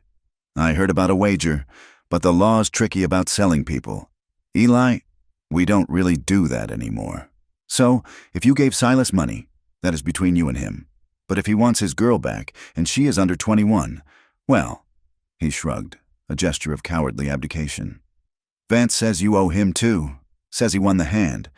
It is a mess. Son." Nora could not stay silent. The fear was choking her, but the injustice was burning hotter. She stepped out from behind Eli. She was trembling, her knees knocking together under her skirt, but she lifted her chin. "I will not go back," she said. Her voice was shaking, but clear. Brady looked at her as if a chair had started speaking. "Now, Miss Kane." "My father did not loan me," Nora said, her voice rising. "He traded me. He sat there and watched another man try to drag me away. He didn't care if I lived or died as long as he got his drink. I will not go back to him, and I will certainly not go with Mr. Vance." Brady sighed, rubbing his temples. "Miss Kane, I appreciate you have feelings about this, but this is a matter of debts and contracts. It is a deal between men. Your word, well, it doesn't account for much in a ledger." "My life is not a ledger," Nora cried. "It is if you are a woman in this territory," a voice said from the doorway. Nora spun around. Silas Kane stood there. He looked terrible. His eyes were yellowed. his clothes hanging off his frame. He reeked of cheap whiskey, a smell that instantly transported Nora back to the darkest nights of her childhood. Beside him stood Vance, filling the doorway with his massive, buffalo coat-clad bulk, grinning like a wolf who has cornered a lamb. "Nora," Silas whined. Stepping into the room, he reached out a shaking hand. "Nora, baby, you come home. You don't belong with him." "Don't touch me," Nora whispered, backing up until she hit the wall. "I did what I had to do," Silas pleaded, his voice turning shrill. "I was desperate. You know how it gets. But I never meant for you to stay away. You think you are better than me now? You think because you're living in a cabin with a hero, you're too good for your own father?" "I think a father protects his child," Nora said, tears stinging her eyes. "You sold me, Pa! You sold me!" "I loaned you," Silas shouted, his face twisting into rage. "I am your father. You do what I say." Vance stepped forward, pushing Silas aside. He looked at Eli, his eyes dancing with malice. "You are soft, Ward." Vance sneered. "Living up there all winter with a prize like this. And I bet you haven't even broken her in yet. That is why she is so mouthy. A woman needs a strong hand to know her place." He looked Nora up and down, his gaze physical and crude. "I won that hand, Ward. You might have thrown money around, but the cards don't lie. She is mine by rights." Eli went very still. The air in the office seemed to vibrate. "She is not yours," Eli said. His voice was terrifyingly quiet. "And if you talk about her like that again, I will shut your mouth permanently." "Is that a threat?" Vance laughed. "In front of the sheriff?" "It is a promise," Eli said. Vance sneered and reached out. He grabbed Nora's wrist. His grip was like iron. "Come on, girl," Vance growled. "Let's go! Let go!" Nora screamed, trying to pull away. That was the spark. Eli didn't draw his gun. He didn't shout. He stepped forward and drove his right fist into Vance's jaw with the force of a sledgehammer hitting rock. The sound was a sickening crack of bone on bone. Vance staggered back, releasing Nora, stumbling out the open door onto the boardwalk. Eli followed him out. He was not the calm, restrained man Nora knew. He was a whirlwind of violence. He caught Vance before the bigger man could steady himself, driving a knee into his stomach and another punch to his temple. They spilled off the boardwalk into the muddy street. It wasn't a duel. It was a brawl. Dust flew up in choking clouds. Vance roared, swinging wild, heavy blows that connected with Eli's ribs, but Eli didn't seem to feel them. He was fighting with a cold, focused fury, punishing Vance for every look, every word, every moment of terror he had inflicted on Nora. Boots scrambled for purchase in the dirt. Eli took a heavy blow to the mouth that split his lip, spraying blood, but he countered with a hook that sent Vance crashing into a horse trough. "Stop it! Damn it! Stop it!" Sheriff Brady came running out, waving a shotgun. "Break it up!" He fired a blast into the air. The boom echoed off the storefronts, freezing the street. Eli stood over Vance, his chest heaving, blood dripping from his chin. His hands were fists, ready to strike again. Vance was groaning in the water of the trough, spitting out a tooth. "That is enough," Brady shouted, his face red. "I won't have brawling in my street." He pointed the shotgun at Eli. "Back off, Ward." Eli stepped back slowly, wiping the blood from his mouth. He looked at Nora, who was standing on the boardwalk, hands pressed to her mouth, eyes wide with terror. "He put his hands on her," Eli panted. "And you started a riot," Brady countered. He lowered the gun, looking between the two men. "This is a mess, a damn mess." He looked at Nora, then at Silas, who was cowering by the door. "Until this is sorted," Brady declared, trying to regain some authority.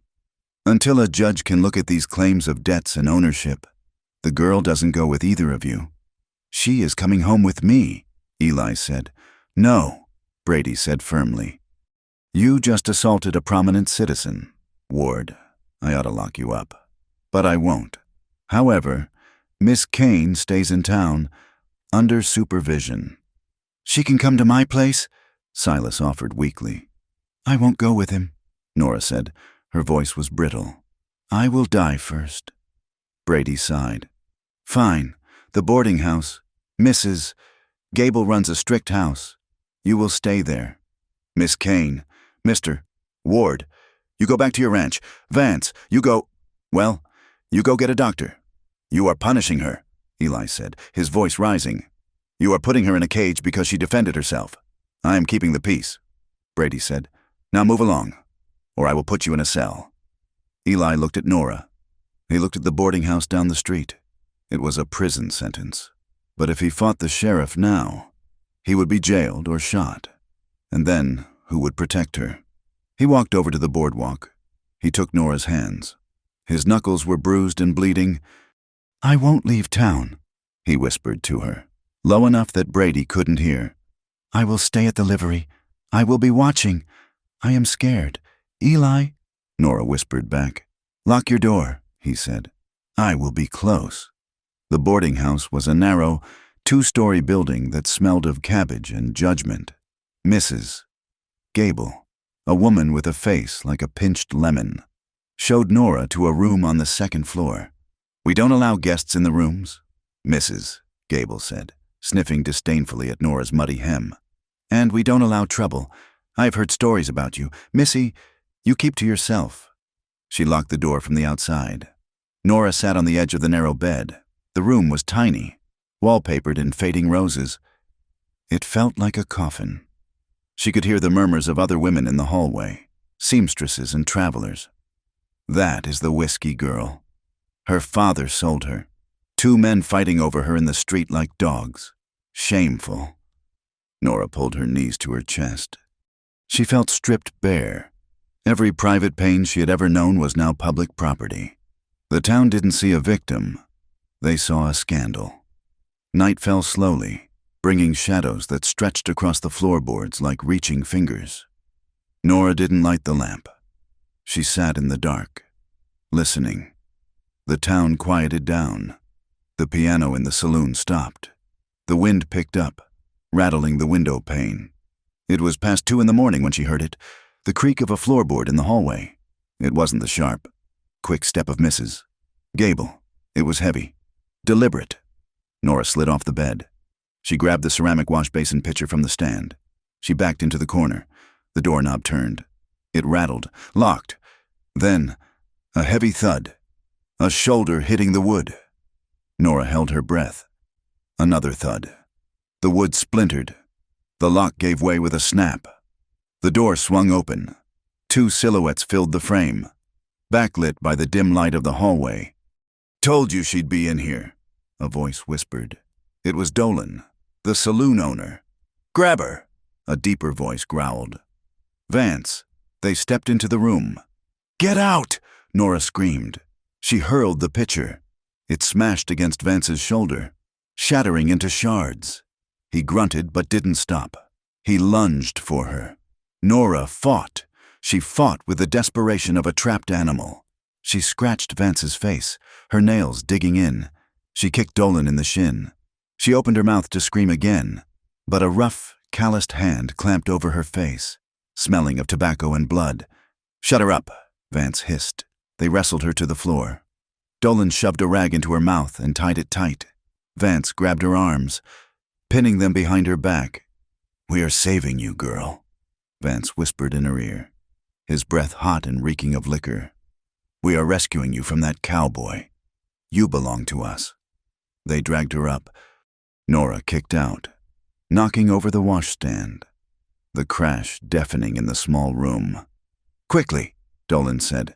Out the back. They hauled her into the hallway, past the closed doors of the other boarders who were too frightened to interfere. They dragged her down the back stairs, her heels bouncing painfully on the steps. Nora's heart was hammering so hard she thought it would burst. Eli, please. They burst out the back door into the alley. The air was freezing. The mud was half-frozen slush. Eli was not sleeping. He was sitting on a bale of hay in the loft of the livery stable, looking out the window that faced the back of the boarding house. His gun was in his lap. He heard the crash of the washstand. He didn't wait. He vaulted from the loft, ignoring the ladder, landing in the straw with a grunt. He hit the ground running. He sprinted across the street, splashing through puddles, his boots pounding the earth. He rounded the corner of the boarding house just as the back door flew open. He saw them, two shadows dragging a smaller, struggling figure between them. "Let her go!" Eli roared. Vance spun around. He had a revolver in his hand. "Back off! Ward!" Vance shouted. "She is coming with us!" Eli didn't stop. He raised his Colt. Vance fired. The muzzle flash lit up the alley for a split second. Nora saw Eli jerk.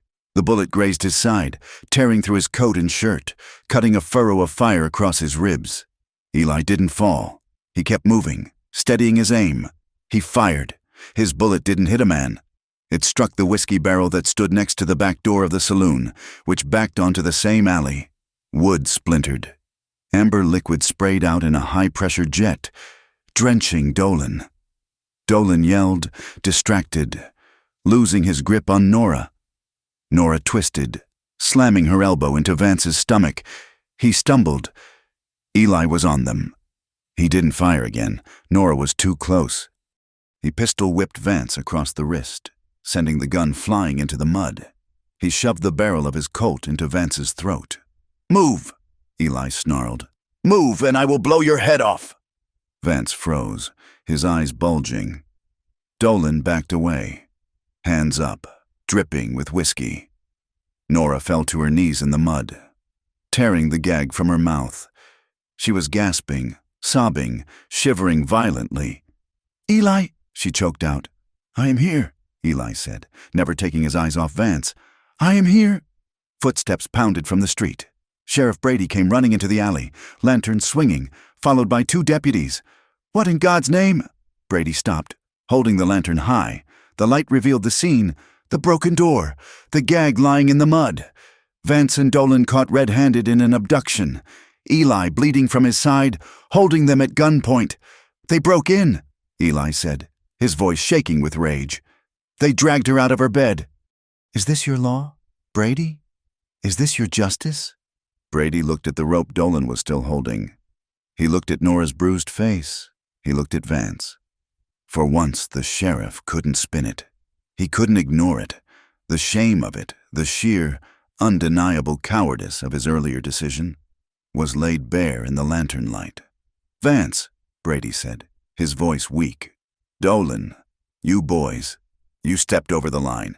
"She is a runaway," Vance spat, though he didn't move against the gun at his throat. "She was in my custody," Brady said, trying to salvage his dignity. "You broke into a respectable house. Arrest them," Eli demanded. I will take them in for questioning," Brady said, hedging. "We will sort this out in the morning." Eli laughed, a harsh, barking sound. In the morning you will let them go with a fine. You will say it was a misunderstanding." He stepped back, pulling Nora to her feet. He kept his gun trained on the men. "We are leaving," Eli said. "You can't leave town. Ward," Brady blustered. "You are a material witness." "I am a man protecting his family," Eli said. The word hung in the air. Family. "Nora, get to the horses," Eli commanded. "Eli, you are bleeding," she wept, seeing the dark stain spreading on his coat. "Go!" he shouted. Nora ran to the front of the livery where their horses were tied. Eli backed out of the alley. Keeping the gun raised until he turned the corner, he vaulted onto his horse, gritting his teeth against the pain in his side. Nora was already mounted, her face a pale mask of terror and determination. "Ride," Eli said. "Ride hard." They spurred the horses, galloping out of the town, past the sleeping houses, past the saloon, past the law that had failed them. They rode toward the mountains, toward the dark peaks that offered the only shelter left. As the dawn began to break, painting the sky in strokes of blood red, Eli swayed in his saddle. The adrenaline was fading, and the pain was setting in. But he reached out and took Nora's reins, pulling her close to him. "We are going home," he rasped. "They will come for us," Nora said, the wind tearing the words from her mouth. "Let them come," Eli said. "I will be ready." They disappeared into the tree line, leaving the world of men behind, preparing for the siege that was sure to follow. The snow came down from the Bighorn Peaks, not as a gentle blanket, but as a white curtain of iron that slammed shut against the world. It was late April, a time when the high country often played cruel tricks, offering a week of thaw before burying the land in one final, suffocating blizzard. Inside the cabin, the air was thick with the smell of sickness and wood smoke. The wound on Eli's side, the graze from Vance's bullet that had seemed manageable during their frantic ride from town, had turned angry. The flesh was hot to the touch, the edges red and angry, and the fever had taken hold of him with a terrifying speed. Nora Kane moved through the dim light of the cabin like a ghost. Her hands, once raw from the cold, were now steady with a desperate purpose. She wrung out a cloth in a basin of snow-melt water, the liquid biting at her fingers, and laid it across Eli's forehead. He thrashed on the narrow bed, his skin burning, his breath coming in shallow, ragged rasps. "Hold the line," Eli muttered, his voice unrecognizable, a gravelly sound torn from a throat dry with thirst. "Don't let them cross. Burn the bridge." Nora sat on the edge of the bed, pushing the damp hair back from his temple. "You are safe, Eli," she whispered. "There is no bridge. We are home." But Eli was not home. He was drifting in the dark currents of his memory, lost somewhere between the carnage of Chickamauga and the alleyway behind the boarding house. "Nora," he groaned, his head turning restlessly on the pillow. "Get her out. Don't let them touch her. I will pay double." The words pierced Nora's heart. Even in the delirium of infection, his mind was bent entirely on protecting her. She felt a swell of emotion so powerful it nearly knocked the wind out of her, a mix of gratitude and a sharp, aching sorrow. She tended to him for 3 days and 3 nights while the wind howled outside, piling snow against the door until the cabin felt like a tomb. She slept in fitful bursts in the rocking chair, waking at every moan, every shift of his body. She force-fed him willow bark tea to break the fever and broth made from the last of the dried venison to keep his strength up. She stripped the bandages, cleaning the wound with boiled water and a poultice of pine pitch, her stomach turning at the sight of the infection but her hands never wavering. She was no longer the terrified girl who had hidden in the corner of the saloon. Survival had stripped that girl away, leaving someone harder, stronger, and infinitely more afraid of losing the one thing that mattered. On the 4th night, the wind died down. The silence that followed was deafening. Nora was dozing with her head on the mattress near Eli's hand when she felt a movement. Fingers, calloused and weak, brushed against her hair. She sat up instantly. The lamp had burned low, casting long, flickering shadows against the log walls. Eli's eyes were open. They were glassy and sunk deep into his skull, but the frantic haze of the fever was gone. He was looking at her. "Nora!" he rasped. "I am here," she said, grabbing a tin cup of water. She slid her arm behind his head, lifting him gently. "Drink, slowly." He drank, water spilling down his chin, soaking into his beard. He coughed, then laid his head back, exhausted by the effort. "How long?" he asked. 4 days, Nora said. "The snow trapped us? You were burning up. Eli, I thought—" Her voice cracked, and she looked down at her hands. "I thought you were going to leave me." Eli looked at her, his gaze tracing the dark circles under her eyes, the fatigue etched into her face. "I tried to stay," he whispered. "I heard you calling me. You were talking," Nora said softly. "About the war, about me." Eli closed his eyes for a moment, shame flickering across his features. "I reckon I said things I shouldn't have." "You said you wanted to save me," Nora said. "You said you wouldn't let them take me." She took a breath, the air in the cabin suddenly feeling charged, heavy with the things they had left unsaid for months. "I am not just grateful to you, Eli," she confessed, the words tumbling out before she could stop them. "I told myself it was gratitude. I told myself it was duty because you paid my father's debt. But it isn't. Sitting here, watching you burn, it felt like my own life was ending." She looked at him, her eyes filling with tears she refused to shed. "I love you. I love you so much it terrifies me." Eli stared at her. The silence stretched, thick and taut. Then, slowly, he reached out his hand. "Come here," he said. Nora hesitated, then leaned closer. Eli's hand moved to her cheek, his thumb brushing away a tear that had escaped. "I have spent 10 years thinking I was dead inside," Eli said, his voice gaining a fraction of strength. "Thinking the part of me that could feel anything soft had been burned out in Georgia. Then I walked into that saloon and saw you." He looked deep into her eyes, stripping away all defenses. It wasn't just pity. "Nora, I told myself it was. I told myself I was just doing a good deed. But I was lying. I wanted you then. I want you now. I reckon I have loved you since the moment you threw that snow on the fire to save my barn." "I am broken. Eli," Nora whispered, her voice shaking. "I don't know how to be a wife." "I don't know how to be anything but a burden or a trade." "You are not broken," Eli said fiercely. "You are the bravest woman I have ever known. You dragged me out of that town. You kept me alive in this storm. You are worthy. Nora, you are worth more than all the gold in the territories." The praise, so different from the poison her father had fed her for years, broke the dam inside her. A sob escaped her throat, and she leaned down, resting her forehead against his chest. Eli wrapped his arms around her. He was weak, his grip trembling, but he held her as if she were the only solid thing in the universe. Nora lifted her head. Their faces were inches apart. She could feel the heat of his skin, smell the scent of sickness and soap and man. "Eli," she breathed. He didn't wait this time. He didn't pull back. He kissed her. It was slow. It was a savoring. It was a kiss that tasted of survival and fever and a longing that had been denied for too long. Nora melted into it, her hands clutching his shoulders, her body humming with a sudden, sharp desire that drove out the cold and the fear. She felt his hand slide down her back, pulling her closer, pressing her against his side. The contact was electric.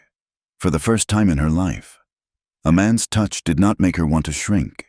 It made her want to expand, to consume, to be consumed. She shifted, moving to climb onto the bed beside him, desperate to be closer, to feel the length of him against her. Eli groaned, a sound of want and pain, and his hand tightened on her waist. But then, abruptly, he stopped. He pulled back, his breathing ragged, his eyes wide and dark. "Wait," he gasped. "Nora, wait!" Nora froze, her heart hammering against her ribs. "Did I hurt you?" "No," Eli said, swallowing hard. "God, no, but we can't, not like this." "Why?" Nora asked, confused, her body aching with the sudden rejection. "You said you wanted me."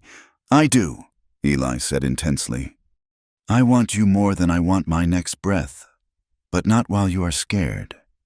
Not while the world still thinks I bought you." He took her face in his hands, his thumbs stroking her cheekbones. "When I take you to bed, Nora, it won't be because you are hiding from the law or because you are grateful I didn't die. It will be when you are free, when no man, not your father, not Vance, not a sheriff, has a claim on you. I want our first time to be an act of freedom, not desperation." Nora looked at him, understanding slowly dawning. He was protecting her dignity even against his own desire. He was refusing to let their love be tainted by the transaction that had brought them together. "You are a stubborn man, Eli Ward," she whispered, a small, sad smile touching her lips. "I am," Eli agreed, leaning his forehead against hers. "But I am your man, and once this is done, once we are safe, I promise you I won't stop."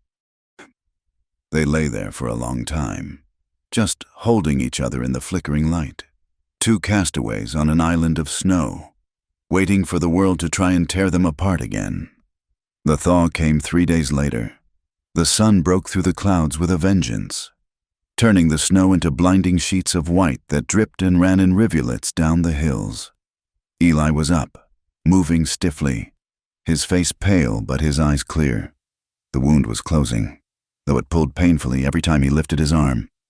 He sat at the table, cleaning his Winchester rifle, the smell of gun oil replacing the smell of sickness. Nora stood by the window, looking out at the blinding white world. "Someone has been here," she said suddenly. Eli looked up, snapping the breech of the rifle shut. "Where?" "Near the tree line," Nora said, pointing. "The snow is churned up, tracks, 4 or 5 horses. They didn't come to the house. They stayed in the trees." Eli rose and limped to the window. He squinted against the glare. "Scouts," he muttered. "Checking to see if the snow had cleared enough to get a wagon through." "They are coming back," Nora said, her voice flat. She wasn't asking. "They are," Eli said. That afternoon, a lone rider appeared on the ridge. It was Henry Webb, their neighbor. He didn't ride into the yard. He stayed near the fence line, waving his hat. Eli put on his coat, wincing, and walked out to meet him. Nora stood in the doorway, a shotgun in her hands, watching the horizon. Eli returned 10 minutes later, his face grim. "It is bad," he said, closing the door and bolting it. "Henry says Vance has turned the whole town. He bought rounds of drinks for 3 nights straight, telling everyone I pistol-whipped him for trying to rescue a kidnapped girl. He has convinced the sheriff to swear in a posse." "A posse?" Nora asked. "To arrest you?" "To raid us," Eli corrected. "The warrant is for kidnapping. But Henry says Vance isn't interested in arrests. He is bringing men who owe him money, rough men, and your father is with them." "Pa?" Nora whispered.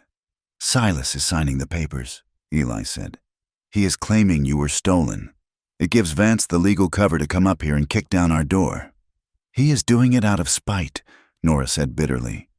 "Because I stood up to him. He would rather see me dead or ruined than admit he sold me." "Henry says they are coming tonight," Eli said. "He offered to ride for the marshal in Cheyenne, but that is 2 days away. We are on our own until then." Nora looked at the cabin, the rough logs, the small windows, the life they had started to build. She looked at Eli, still pale and wounded, loading ammunition onto the table. "What do we do?" she asked. Eli looked at her. "I can put you on a horse, send you out the back trail over the pass. You could make it to the railhead." "No," Nora said. "Nora." "No," she repeated firmly. "I am done running. This is my home. You are my family. If they want to take me, they will have to step over me to do it." Eli looked at her, pride warring with fear in his eyes. He nodded once. "Then we fortify," he said. Night fell like a hammer. The sky was a hard, star-pricked black dome over the mountains. The cold returned, freezing the meltwater into jagged patches of ice. They waited. The cabin was dark, the lamps extinguished to hide their movements. Eli sat by the front window, his rifle resting on the sill. Nora was at the side window, the shotgun loaded with buckshot. The silence of the mountains was usually peaceful. Tonight, it felt heavy, pregnant with violence. Then, they heard it. The crunch of dry snow under many hooves, the jingle of a bit, the creak of leather. "They are here," Eli whispered. "Stay low." Shadows detached themselves from the tree line. 6, maybe 7 riders. They spread out in a semicircle around the cabin, stopping just out of easy pistol range. "Eli Ward!" The voice was Vance's. It boomed across the yard, confident and arrogant. "We have a warrant for your arrest, and an order to return the girl to her father. Send her out, and you might walk away from this." Eli didn't answer. "You hear me, Ward?" Vance shouted. "We have the law." Eli opened the window a crack. "You have a piece of paper bought with whiskey lies," he shouted back. "There is no girl here to return. There is a free woman who stays where she pleases. She is a minor and a runaway," Vance yelled. "And you are a kidnapper. Send her out." "Come and get her," Eli challenged. "But the first man who crosses that fence line gets buried on it." Silence stretched across the yard. Then, a murmuring among the riders. "Don't be a fool.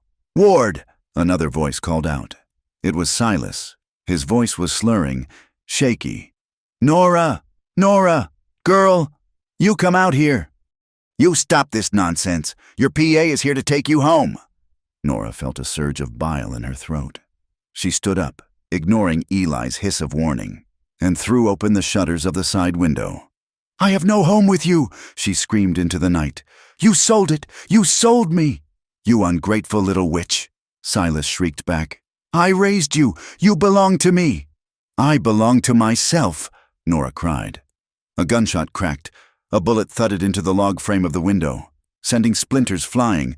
Nora ducked, her heart hammering. "Hold your fire!" Vance shouted at his men. "Don't shoot the girl, you idiots! She is the prize!" "They are getting restless," Eli murmured, sighting down his rifle. "They didn't expect us to fight. They expected me to cower," Nora said, clutching her shotgun. "Watch the barn," Eli said suddenly. Shadow moving on the left. A rider had dismounted and was creeping toward the barn, a torch flaring to life in his hand. "He is going to burn the animals," Eli growled. He shifted his aim, but the angle was bad.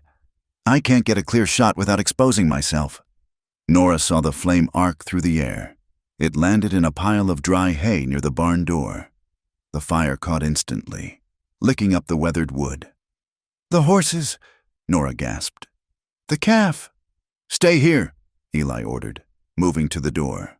"No!" Nora yelled. She didn't think. She grabbed a heavy wool blanket from the hook and a bucket of snow that sat by the door for melting.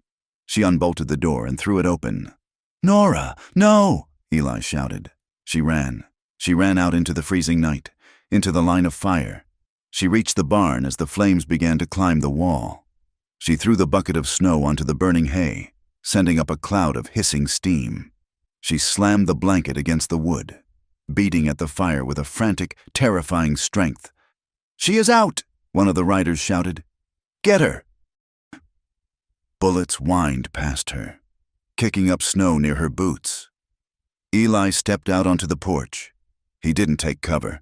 He stood tall, illuminated by the growing firelight, and raised his Winchester. Crack! A rider's hat flew off, spun into the dark. "Crack!" another rider yelled, clutching his forearm, dropping his pistol. "I will kill the next man who shoots at her," Eli roared. His voice echoed off the mountains, primal and terrifying. He worked the lever of the rifle with a mechanical precision, putting bullets into the dirt inches from the horses' hooves, spooking them into a frenzy. Nora beat the last of the flames out and turned, panting, her back against the scorched wood of the barn. She looked across the yard. The riders were in disarray. Their horses were rearing. But Vance was furious. He spurred his massive black horse forward, charging toward the cabin, ignoring Eli's fire. "I will drag you out myself," Vance bellowed. Then, a figure stumbled out from the group of riders. It was Silas. He looked at Nora. He saw her standing against the barn, soot on her face, a shotgun in her hands, staring death down without flinching. He saw Eli standing on the porch, bleeding through his shirt, ready to die for her. Something in Silas's drunken, rotted soul cracked. Maybe it was the memory of her mother. Maybe it was the sheer, undeniable reality of his daughter's courage, shaming his own cowardice. "No!" Silas screamed. He ran forward. He ran between Vance's charging horse and the porch. He waved his arms, a scarecrow figure in the snow. "Stop it!" Silas shouted. "Stop it! Vance!" Vance reined his horse in hard, the beast rearing up. "Get out of the way, old man." "It is a lie." Silas turned, shouting to the other men, to the posse members who were just hired hands. "It is a lie. She wasn't kidnapped. I sold her. I sold her for whiskey." The words hung in the cold air, shocking the night into silence. "Shut up, Silas," Vance roared, reaching for his pistol. "He paid me," Silas screamed, pointing at Eli. "He paid to save her. I am a drunk and a fool, but he is a good man. You leave her alone. You traitorous rat," Vance hissed. Vance kicked his horse forward, the animal's shoulder slamming into Silas, knocking the frail man into the snow. Vance raised his gun, aiming at Eli. Eli raised his rifle. Silas, lying in the snow, scrambled up. He lunged at Vance's leg, grabbing the stirrup, trying to pull the rancher down. "Leave her be!" Silas cried. Vance panicked. He brought the gun down, trying to pistol whip Silas off his leg. In the struggle, the gun went off. The sound was dull, muffled by the contact. Silas Kane went rigid. He let go of the stirrup and fell back into the snow. He didn't move. "Pa!" Nora screamed. The yard froze. Vance looked down at the smoking gun in his hand, then at the man bleeding into the white snow. He looked up and saw the posse members backing away, their face disgusted. This wasn't a rescue. It was a murder. "He grabbed me," Vance stammered. "It was an accident." Just then, lights appeared on the ridge. Lanterns. Lots of them. "Sheriff!" a voice called out. It was Henry Webb. "Down here! We heard shots!"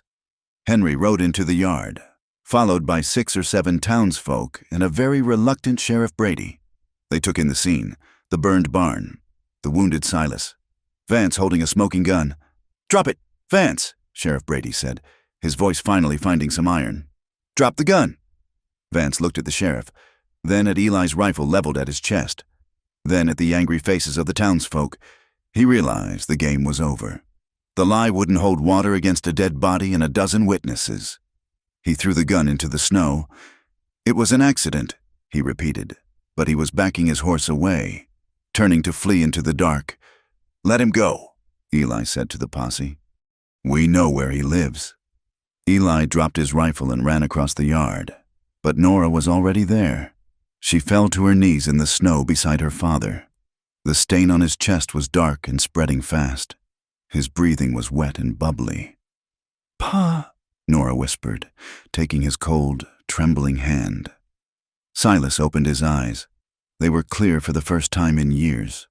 The whiskey haze was gone, burned away by the pain in the end.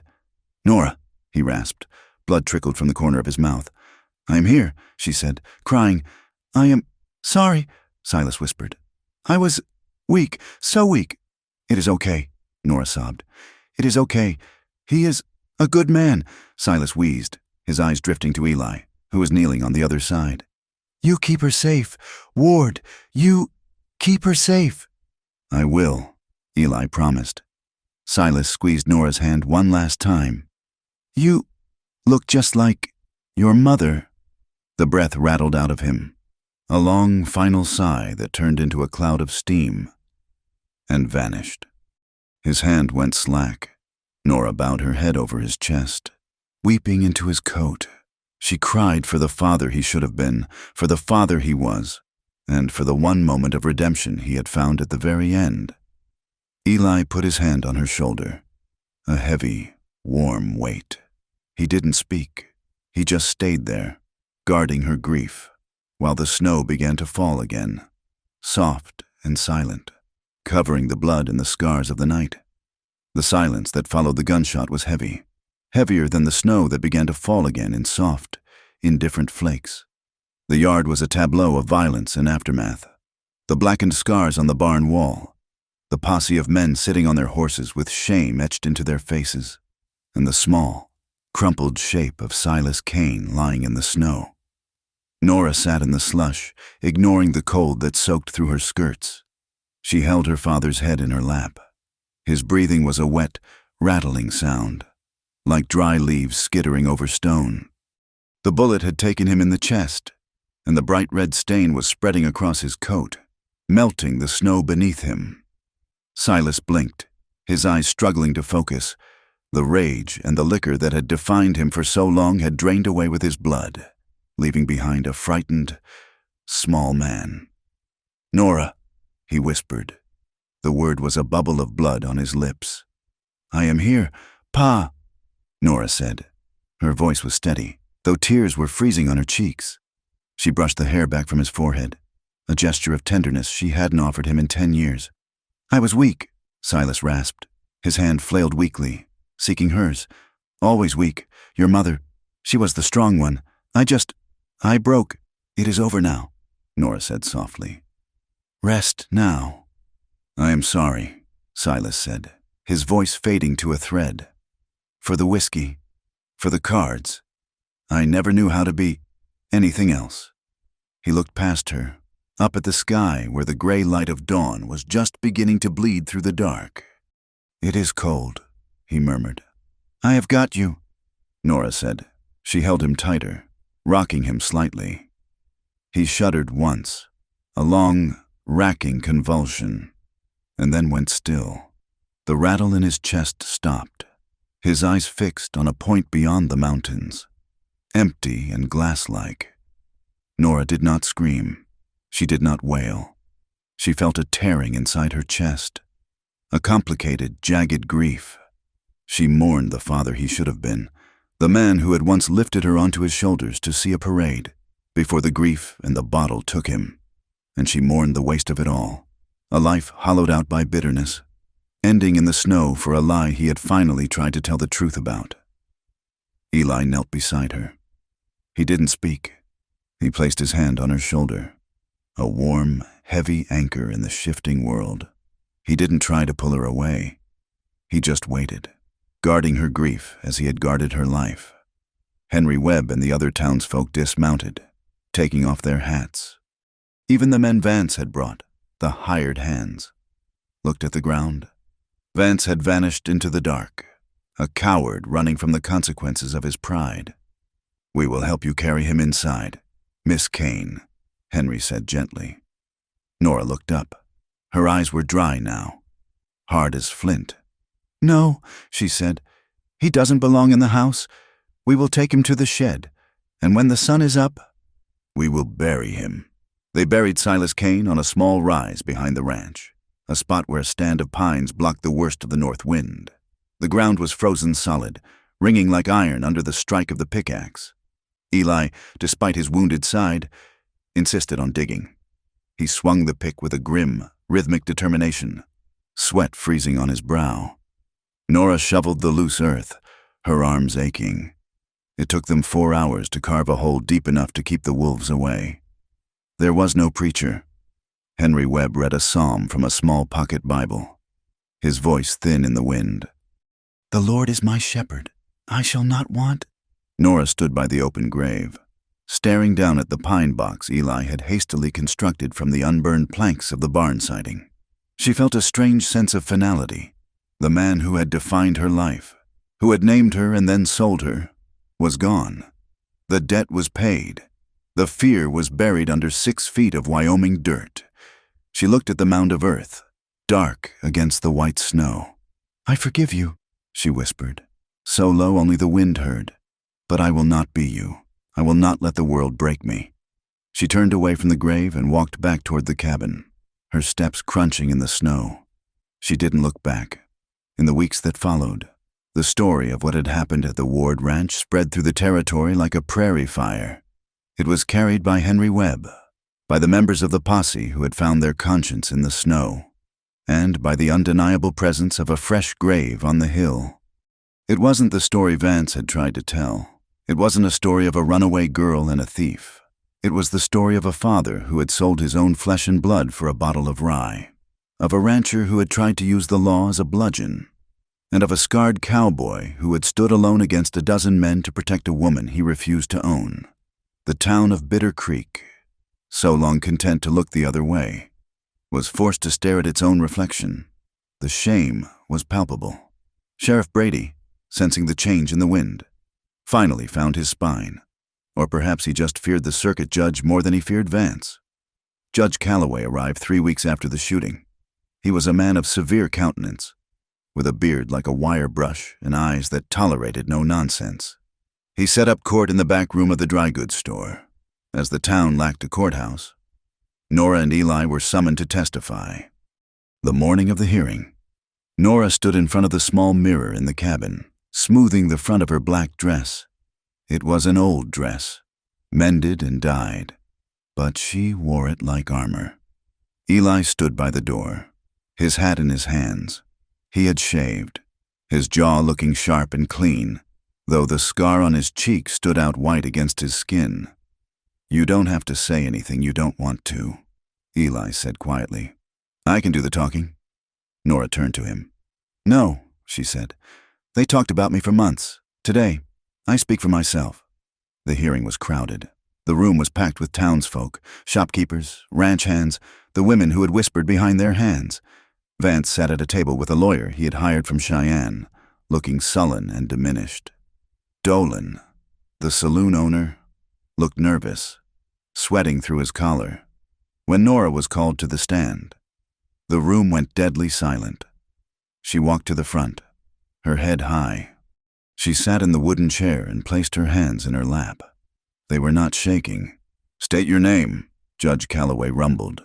"Nora Kane," she said. Her voice was clear, carrying to the back of the room. "Miss Kane," the judge said, looking over his spectacles.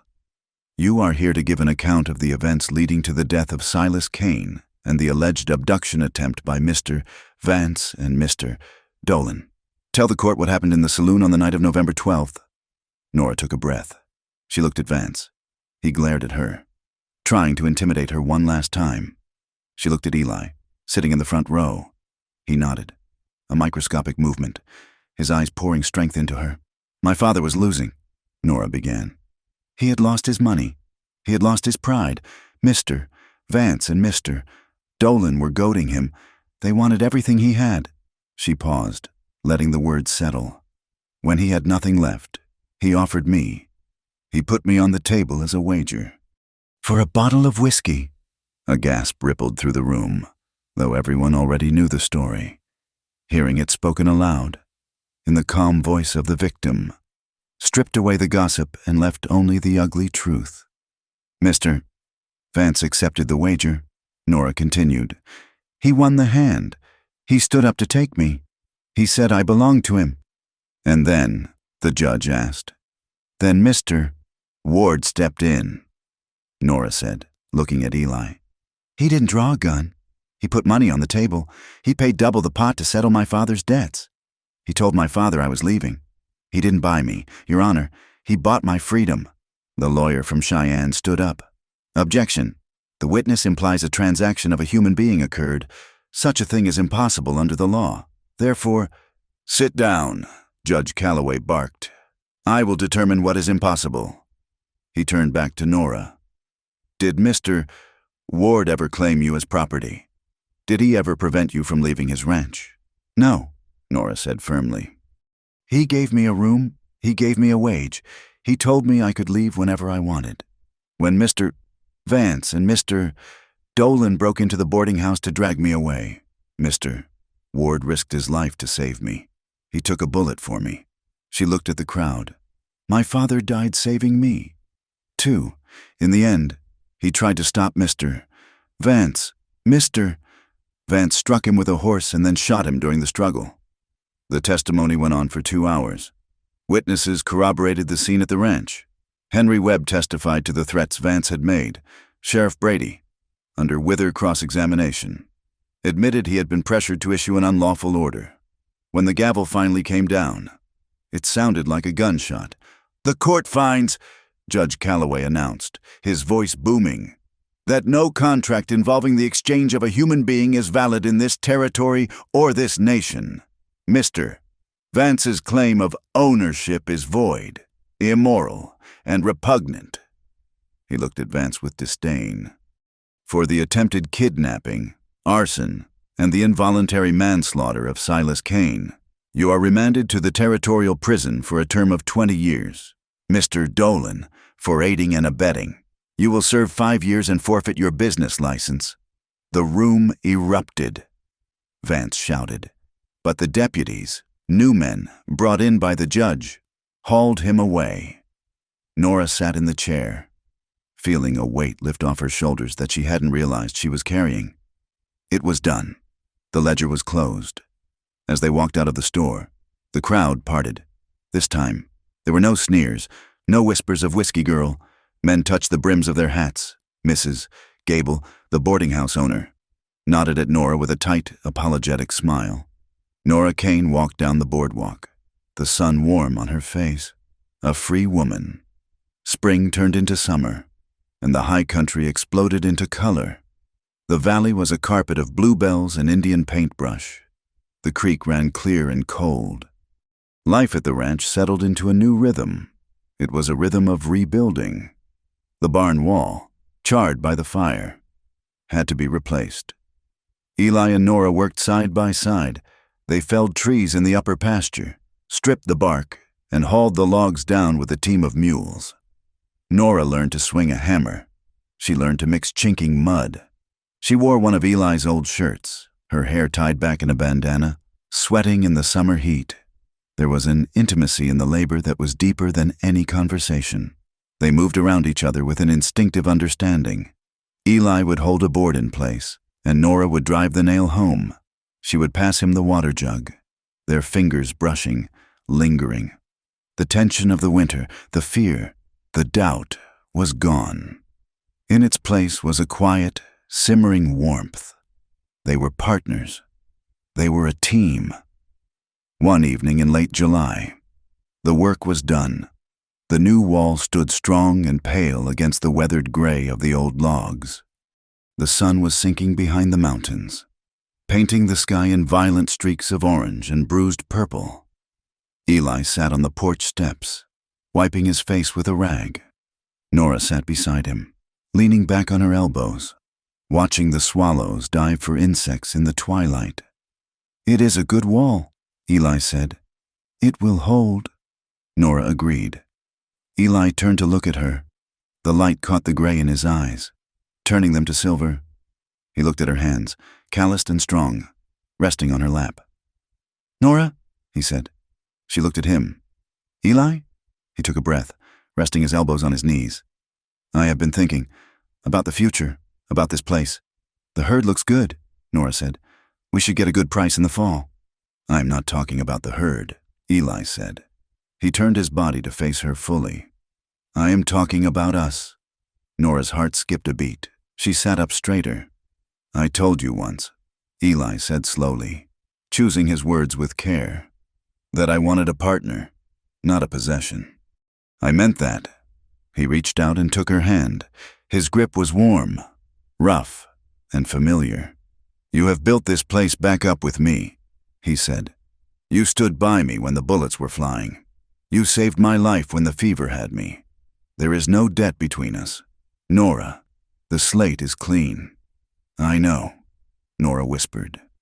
"So I'm asking you," Eli said, his voice dropping to a husk, "not as the man who brought you here on a horse in the snow, but as a man who loves you. Will you stay? Will you stay and build the rest of it with me, as my wife?" Nora looked at him. She looked at the scar on his face, the lines around his eyes, the mouth that had kissed her with such desperate tenderness when she thought he was dying. She thought about the choices she had. She could leave. She could take a train east, find work in a city, be someone else. She was free, but freedom, she realized, wasn't about leaving. It was about choosing where to stay. "I don't want to go anywhere else," Nora said, her voice thick with emotion. "I don't want to be anyone else. I want to be here. With you." She squeezed his hand. "Yes, Eli, I will stay." Eli let out a breath, a sound of pure relief. He lifted her hand to his lips and kissed her knuckles, his eyes closing. "Thank you," he whispered. "Don't thank me," Nora said, reaching out to touch his face. "I am the lucky one. You saw me, Eli, when everyone else saw a trade. You saw me." They were married 2 weeks later. It was a simple affair. There was no church, just the cathedral of the pines and the vaulted ceiling of the sky. A traveling preacher, a man with dust on his boots and a kind face, rode up from the valley to officiate. Martha Webb came early to help Nora get ready. She had brought a dress, a simple calico of pale blue, the color of the morning sky. She brushed Nora's hair until it shone like spun gold, pinning it up with a few wildflowers. "You look beautiful, child," Martha said, her eyes misty. "Your mother would be proud." Nora looked in the mirror. She didn't see the frightened girl from the saloon. She saw a woman who had survived the fire and come out tempered like steel. The ceremony was held in the small clearing near the creek. Henry Webb stood as Eli's witness, a few other neighbors, people who had come to respect the quiet courage of the couple on the hill, stood in a semicircle. Eli wore his best dark suit, the one he had worn to court, but he looked different now. He stood tall, his shoulders back. When Nora walked toward him across the grass, the look on his face was one of sheer, unguarded awe. The preacher spoke of love and endurance. He spoke of the two becoming one flesh. When it came time for the vows, Eli took Nora's hands. His palms were sweating. Eli, take you. Nora, he said, his voice ringing clear in the mountain air. To be my wife, to have and to hold. I promise to protect your life. But more than that, I promise to protect your freedom. I will never stand in your light. I will walk beside you, never in front of you, until they put me in the ground. Nora felt tears hot on her cheeks. Nora, take you. Eli, she said, to be my husband, I choose you, freely and with all my heart. I will be your shelter when the wind blows. I will be your home. The preacher pronounced them man and wife. Eli leaned down and kissed her, and this time there was no fear, no hesitation. There was only joy, bright and burning. That night, the cabin was quiet. The guests had gone. The fire was banked low in the hearth. Nora stood by the bed in the small room that had been hers, but was now theirs. She was wearing a white nightgown, her hair loose around her shoulders. She was nervous, her heart fluttering like a moth against a lantern glass. But it wasn't the terror of the past. It was the anticipation of the unknown. Eli came in. He closed the door and locked it, not to keep her in, but to keep the world out. He walked over to her. He didn't grab her. He stood before her, waiting. Nora, he said softly. She looked up at him. I am not afraid, she whispered. I know, he said. He reached out and touched her face, his fingers tracing the line of her jaw. He kissed her, gently at first, then deeper. He lifted her into his arms, carrying her to the bed, laying her down as if she were made of precious glass. When he lay beside her, skin against skin, the last barriers dissolved. It was a slow, reverent discovery. There was no taking, only giving. Every touch was a question, every sigh an answer. In the darkness, they healed each other. They whispered things they had never dared to say aloud, confessions of loneliness, of desire, of love. The consummation was not a conquering, but a merging. It was a reclaiming of their own bodies, sharing them not because they had to, but because they wanted to. And when they finally slept, tangled together under the quilt, Nora dreamed of nothing but open fields and sunlight. Autumn came to the high country in a blaze of gold. The aspens turned, lighting up the slopes like torches. The air grew crisp, smelling of frost and wood smoke. The ranch was prospering. The herd had grown fat on the summer grass. Nora's garden had produced a bounty of squash and potatoes that filled the root cellar. She began to go into town alone to sell eggs and vegetables. She drove the wagon, sitting tall on the seat. People greeted her by name. Good morning, Mrs. Ward. Fine day, Mrs. Ward. The shopkeeper, Henderson, treated her with a deferential politeness that bordered on nervousness. She was no longer a curiosity. She was a fixture. She was the woman who had stared down a posse. Late one afternoon in October, Nora was in the garden, pulling the last of the dried bean vines. She stood up to stretch her back, and the world tilted. A wave of dizziness washed over her, forcing her to grab the fence post for support. She stood there for a moment, breathing through the nausea. She counted the weeks in her head. 1 month, 2. She put her hand on her stomach. It was flat beneath her apron, but she felt a strange, quiet hum of life. She smiled. It wasn't the terrified smile of a girl trapped in a situation she couldn't control. It was the smile of a woman who had planted a seed and knew it would grow. She found Eli by the lower corral. He was repairing a gate, hammering a new hinge into place. He looked up as she approached, his face breaking into a smile that smoothed out the harsh lines of his scars. You all right? He asked, seeing her face. You look pale. Nora walked up to the fence. She reached through the rails and took his hand, entwining her fingers with his. I'm fine, she said. Better than fine. What is it? Eli asked, sensing the shift in her mood. I think we are going to need another room, Nora said softly, or at least a cradle. Eli froze. The hammer slipped from his other hand, thudding into the dirt. He stared at her, his eyes widening. "Nora," he breathed. "Are you sure?" "I am sure," she said. Eli looked at her stomach, then back at her face. His eyes filled with tears. A look of stunned, absolute joy washed over him. "A baby," he whispered. "Our baby." "Created in love," Nora said, "not in shame." Eli climbed over the fence. Ignoring the gate, he pulled her into his arms, burying his face in her neck. He held her tight, shaking with emotion. "I will be a good father," he vowed, his voice choked. "I promise you, Nora, I will never let him, or her, know a day of fear. I will give them everything we didn't have." "I know you will," Nora said, stroking his hair. "I know." The story ended where it began, under the vast, open sky of the west. Nora stood on the hill behind the cabin, near the small wooden cross that marked her father's grave. The wind was blowing, tugging at her shawl, carrying the scent of snow from the high peaks. She looked out over the valley. It was a hard land. It was a land that could kill you with cold or break you with loneliness. It was a land of wolves and storms and men like Vance. But it was also beautiful. The mountains stood like sentinels, purple and white against the blue. The smoke from their chimney curled up, a signal of life and warmth. The patch of green garden she had coaxed from the dust was sleeping now, but it would wake again in the spring. She took a deep breath, filling her lungs with the cold air. She felt strong. She felt whole. She was not a thing to be bought or sold. She was not a victim. She was Nora Ward. She was a survivor. She was a mother. She was free. She heard footsteps behind her.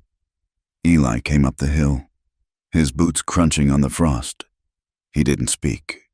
He simply stepped up behind her and wrapped his arms around her waist, pulling her back against his chest. He rested his chin on the top of her head. They stood there together, two broken people who had mended each other, looking out at the horizon. "Winter is coming," Eli said softly. "Let it come." Nora answered, "We are ready."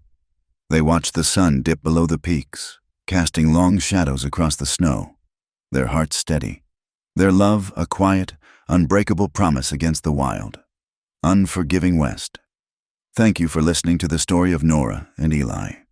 I hope their journey from the darkness of that saloon to the light of the mountains resonated with you. It has been a privilege to bring this Wild West love story to life. I would love to hear from you. Please leave a comment below letting me know where you are listening from and what you thought of the ending. Did Nora and Eli's story touch your heart? If you enjoyed this tale, please subscribe to From Wild West for more stories of grit, survival, and romance on the American frontier. Thank you for your time and your thoughts.